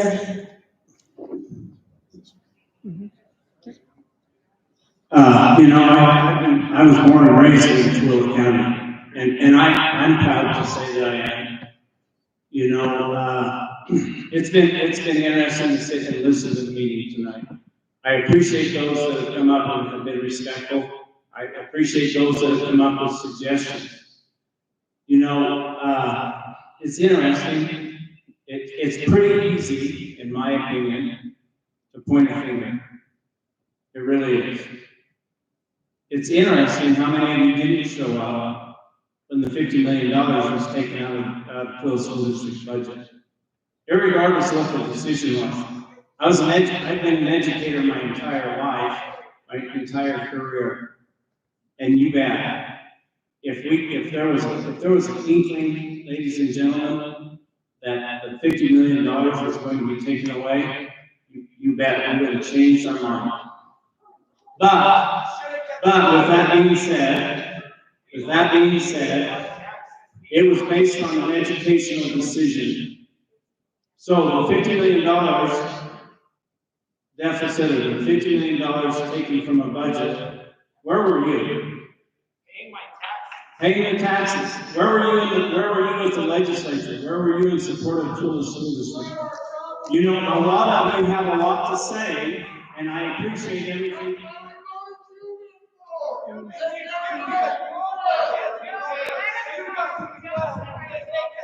We need to pass the meeting of the board, please stop. I appreciate all your comments. I appreciate all of your suggestions. But you need to understand that as we look, and this is a topic, once again, this has been a topic since January in our board meetings. And let's be honest, there could be a handful of people show up. This is not a topic that just came out of the blue in June. It is something that has been talked about since January. And I appreciate your comments. I don't think one of us on the board is happy about being in the situation of asking to raise taxes. Okay? So, I think we have to look at what's best for kids, and where does the cuts come? As a teacher, historically, when cuts are made in a district, it's made and it affects education.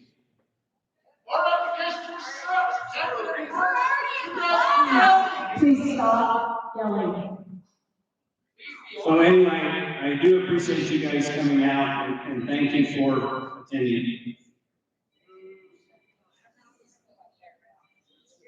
Okay. Yeah, just a couple of thoughts here as we're trying to move forward in the meeting.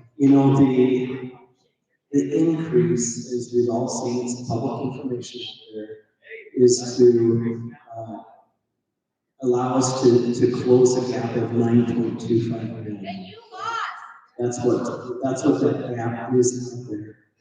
That's the ceiling.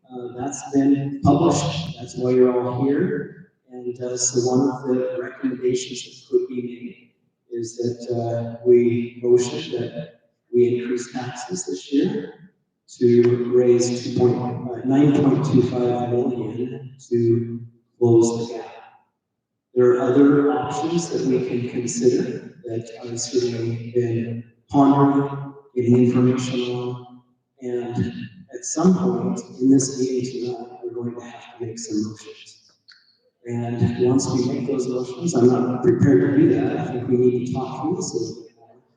But this is something that has to happen. We've got to get there at this point in the meeting. And that's why it's helpful if we can talk, we can express our thoughts without a lot of the emotions that are coming through. We hear it, we feel it. And so I don't know that yelling and speaking out is really going to help us move forward as we try to get to these emotions. Thank you.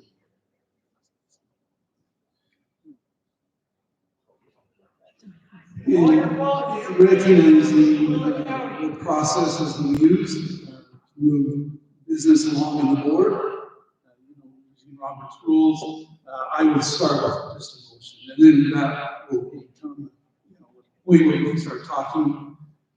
But I think the reason we came here tonight was to adopt a budget and a tax increase. And with that in mind, I would adopt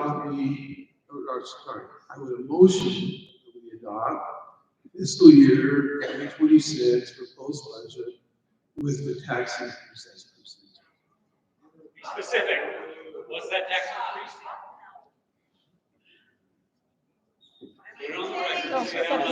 increase? It's been moved by Scott, seconded by Emily to adopt fiscal year 26 with the tax increase as presented.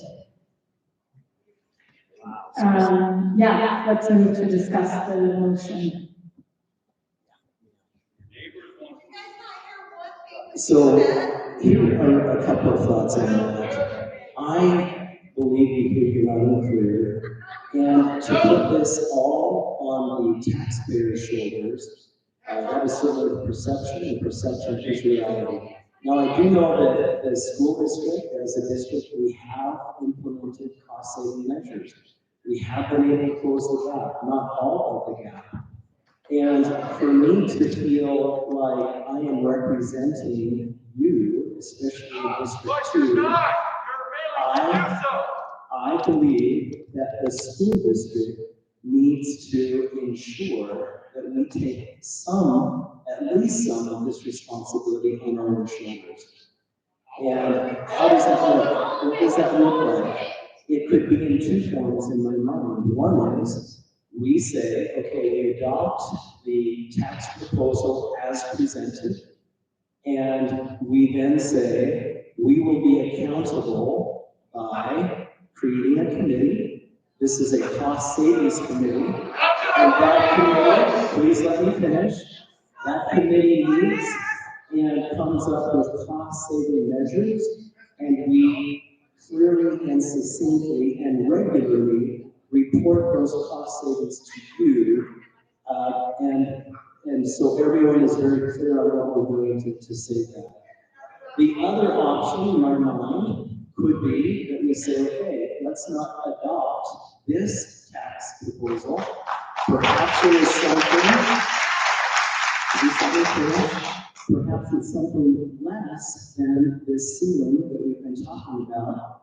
And we say, as a school district, we work to close that gap through our own cost-cutting measures. Now, there's risk in doing that, and there's risk in both of those plans, quite honestly. And I think that it's important, and those aren't the only two options. These are the only two options. These are two options that only I've been thinking about here this evening.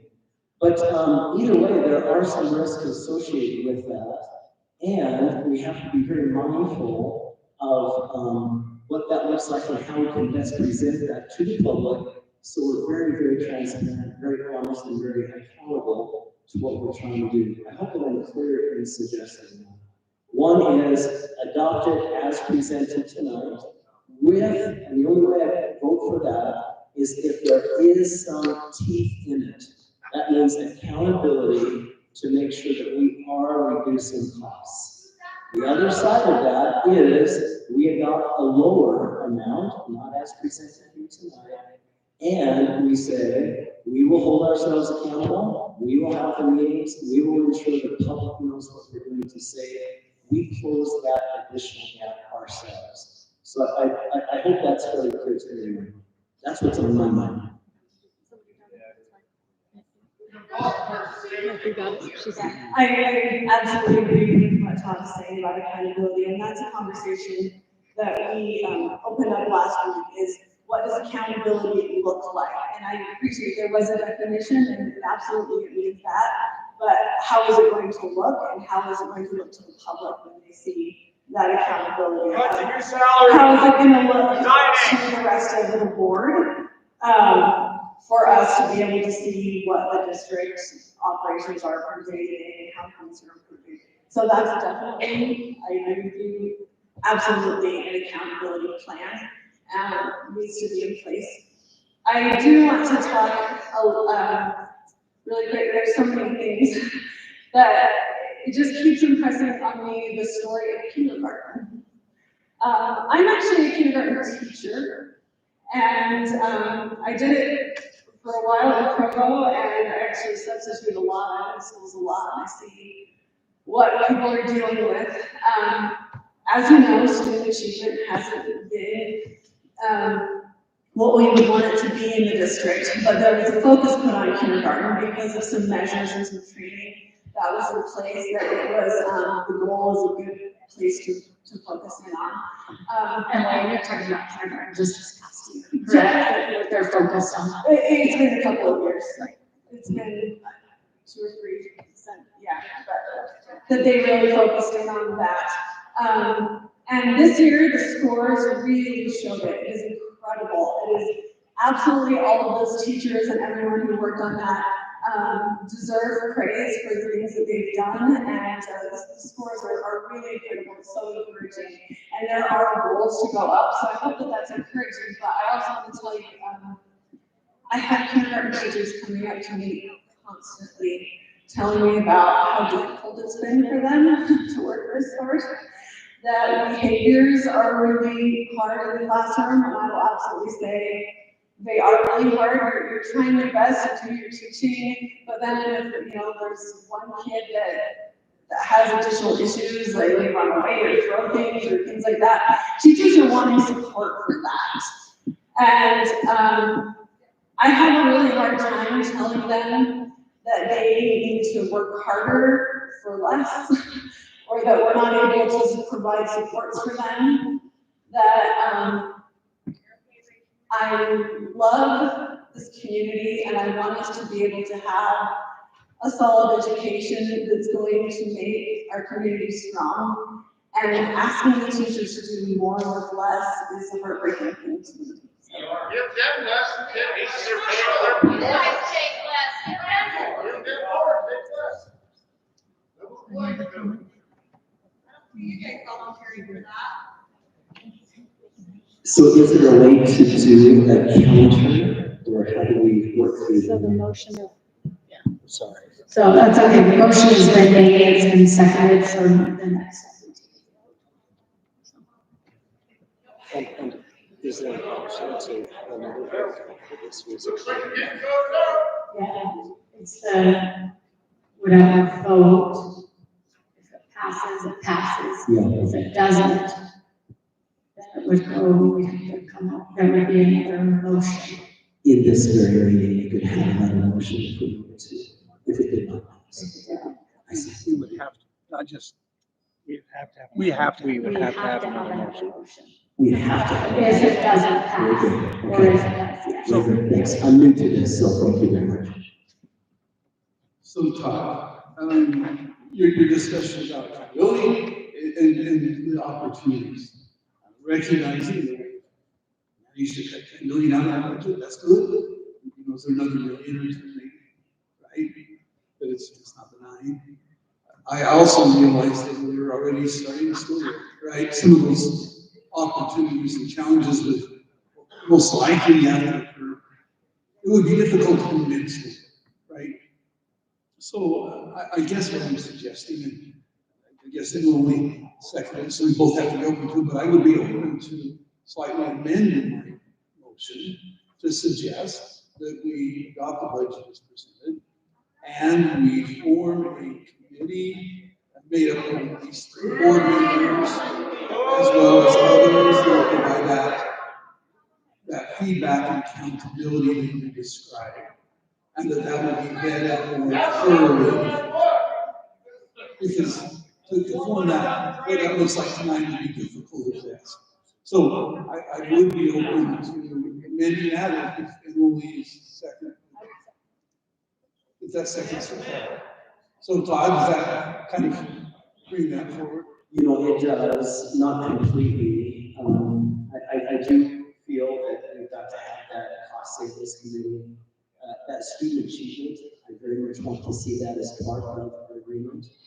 And then just really addressing the culture. And I don't know if that needs to be attached to what that really means here, so forgive me. Sorry. Let me just touch on the student achievement. One of the, and this may not, let me just address it. When the audits were out, that was the first, felt like the first suggestion or requirement that they gave to us. That was just the one I honed in on. It will be an agenda item every single month that we're focused on student achievement. So I feel like that piece might be satisfied. Well, it should be satisfied for the board and for the public that we are addressing student achievement every single month in, what is the administration doing, what are principals doing, what are teachers doing, what are in every sense. And Dr. Ernst and the staff has already put forth a plan on how to address student achievement. So I would suggest not attaching the student achievement there. It is. I just think it can be better communicated. I don't know what those graphs and charts and everything looks like, but we have to be better, obviously, and we know that. We do that. One thing I will say, I want to touch on it really quickly. It's been said over and over, we have to communicate better, and Emily said this, and I will say it again. We have board meetings almost twice a month, for sure once a month. And a lot of times there's 1 to 2 people. Within, right, I don't want to throw you under the bus, but I'm going to give you a shout out. And under 3 to 5 days, there is a board summary emailed out. It is put out on our website with links to the policies. It's online, you can go back and watch it online. I think all of us, I am guilty of not showing up to my county council meetings, and then I complain about things. And I need to take responsibility. I do think we are communicating. Can we do better? 100%. But I know that I'm communicating as a board with our communications department on weekends, on holidays, to make sure that our public knows what's going on.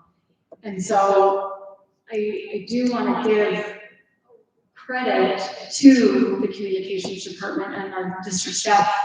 There are avenues out there. Can we do better? Absolutely. But maybe you all didn't know this, that was there. After every board meeting, there is a summary a few days later. It is posted on the website.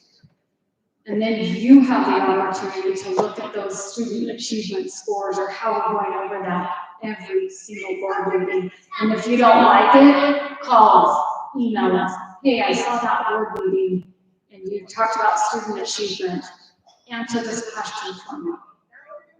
So I just wanted to touch base on that, just on that communication piece. No, I don't know, I didn't mean to say much, but we were just talking about adding student achievement into the conversation. Oh, right. I will say that we do have the plan, it's mentioned in the audit, you read all of the responses, it has a date, but it has to be reported back. The teaching and learning department actually has an extensive plan that was actually said in the audit that is a good plan. They said it was good. It's online and it's a lot, and I would be happy to help explain that to anyone that's interested or give the link. It does exist, the plan is there, so I was just mentioning that. Thank you. Anything down there? Anything? Did you amend your motion? Do you want to amend your motion? I thought I did, but. Oh, and then you seconded. He amended it that we would start. So, but let's make sure what we think. Just make sure that, would you Is that just fair? say it again, So please? just make sure that the motion is just, and Todd, basically is that, this is a conversation, so the motion, as I intended, like I said, was that the 2026 school year budget is presented with the proposed tax increases, and that we form a a cost savings committee that reports back on a frequent basis, and those details will be refined in a future board meeting.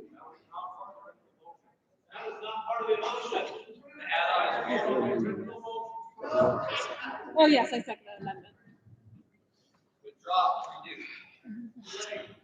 Okay, it's been motioned by Scott, seconded by Emily again to adopt fiscal year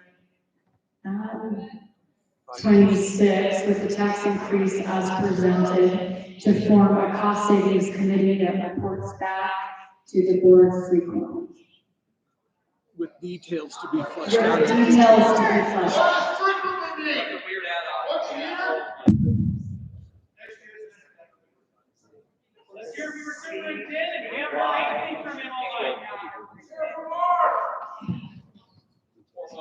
As this is a board meeting, the board discusses things. If we have questions that we need to ask the superintendent, we can. But no board member has addressed the superintendent, so it's, like I said, it's a board meeting. So thank you very much. So to that point, and thank you for reminding me, Superintendent Ernst, you've been under fire tonight, and you've taken that with grace, and I just want to thank you for being calm under a lot of pressure. What is your feeling, and could you address just a little bit about the proposed tax increase? I do not want to make this difficult more than it's already been, but I think that it would be helpful for constituents and others to hear your thoughts, where we are, even some of the proposals we've talked about tonight. I hope that's not unfair to do that. Thank you. Yeah, thank you, Board Member Thompson. I was happy to answer a little bit. As far as the tax increase, or if we were to stay tax neutral or decrease or whatever it is, I don't get a vote. I don't have a vote to that. So what my job is once the board decides, I will work with my team to say, okay, here's what the board has asked us to do with X amount of money, and we need to make it work. However that looks, that's my pledge to the board and the public that we will make that work. Some things, certainly, as we look at any decreases in funding, it does have a direct impact into the classroom. Even district supports. I don't want to get into a lot of details of what I would do to cut. And here's why. Because once I start putting those details out, then it creates potential panic amongst our teachers. Oh, did you hear the superintendent? I might be losing my job. And so to brainstorm or tell you kind of how I would do that here, I think would induce unneeded stress on some of our teachers. With that being said, I do have a plan that if we need to reduce money, there are certain things that we would start with first. Certainly, and this is one of them, is we would take, as attrition happens, we wouldn't replace regardless of the level, a district level job, or down into the school, it would be equal across the board. So some of those things would happen. The other thing is replacing teachers as news teachers. We would probably have to replace them with district level staff. So someone that thinks it's a district level would have to go back out to the classroom. Now that helps, but it also hurts. So as we make those cuts, it certainly helps you with the budget. But what it does is it hurts the support system that's in place for our teachers. And you might not notice it year one, but by year 2 and year 3, our teachers are really going to notice the supports missing. Now, that's not always possible. Some of the positions we have at the district level are mandated by the state. For instance, teacher mentors. As new teachers come in, we're required to provide them with a district level teacher mentor to help them into the profession. It helps our teachers stay in the profession. It helps them get through the first 2 years, which statistically, we know that most people that leave the profession will leave within the first 5 years.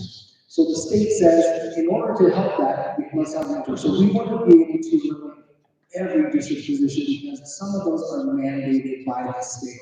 A special ed director, we have to have that. So that would be the first step. The other thing we would have to do, and I hesitate to say this, but I will, is we would have to look at potentially closing some schools. We have some schools that are lower in enrollment, and can we absorb those students into other buildings? I don't know, we have to do a study of that. So it may be possible, but it may not be possible. We would have to look at that and see what the cost savings would be and the impact on our students and our teachers as well. The other thing that I would say is about the audit. When I got a call or or something saying that we were going to be audited, I was actually very happy. This may be a surprise to some people, but I am one that I am very committed to living within our means.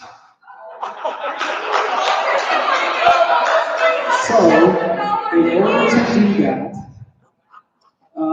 we've cut, I don't know if you heard, we've gone from a $23 million deficit down to about a $13 million deficit. To cut $2 million is not an easy thing.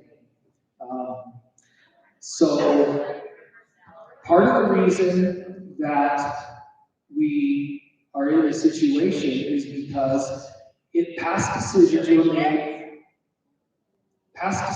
made by previous administrators to use one-time money on teacher salaries. I do not agree with that. I think in order to live within our means, we cannot use one-time money to fund the school district. So, unfortunately, by trying to clean up that, it put us in this situation.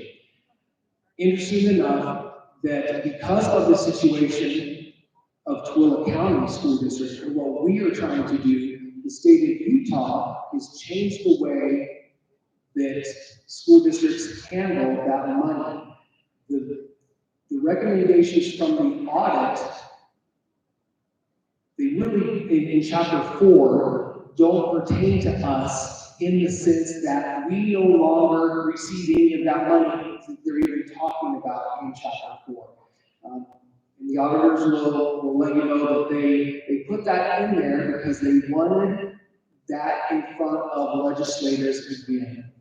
And so school districts who currently have contracts with outside vendors, they are now under a different set of rules, largely due to what happened here in Tooele County. So, and then student achievement.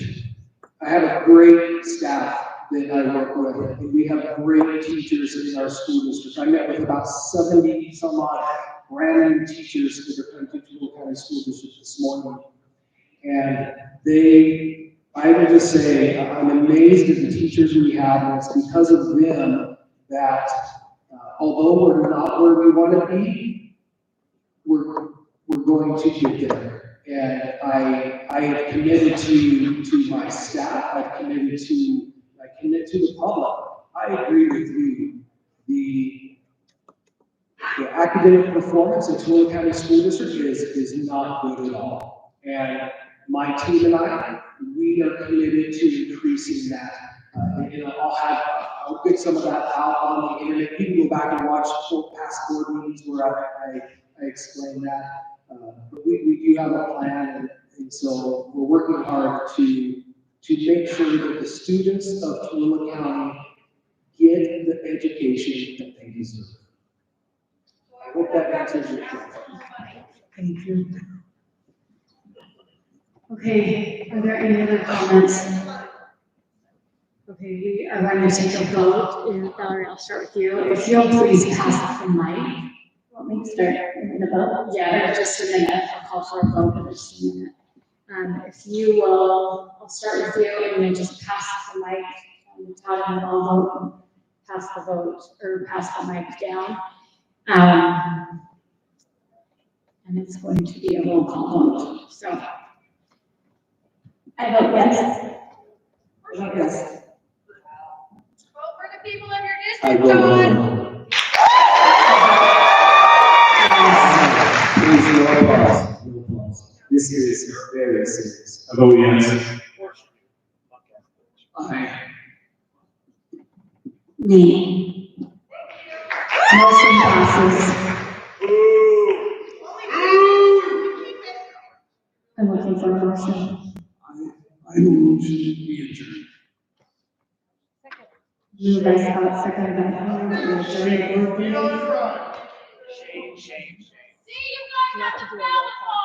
All in favor? Aye. Thank you for attending our taxation.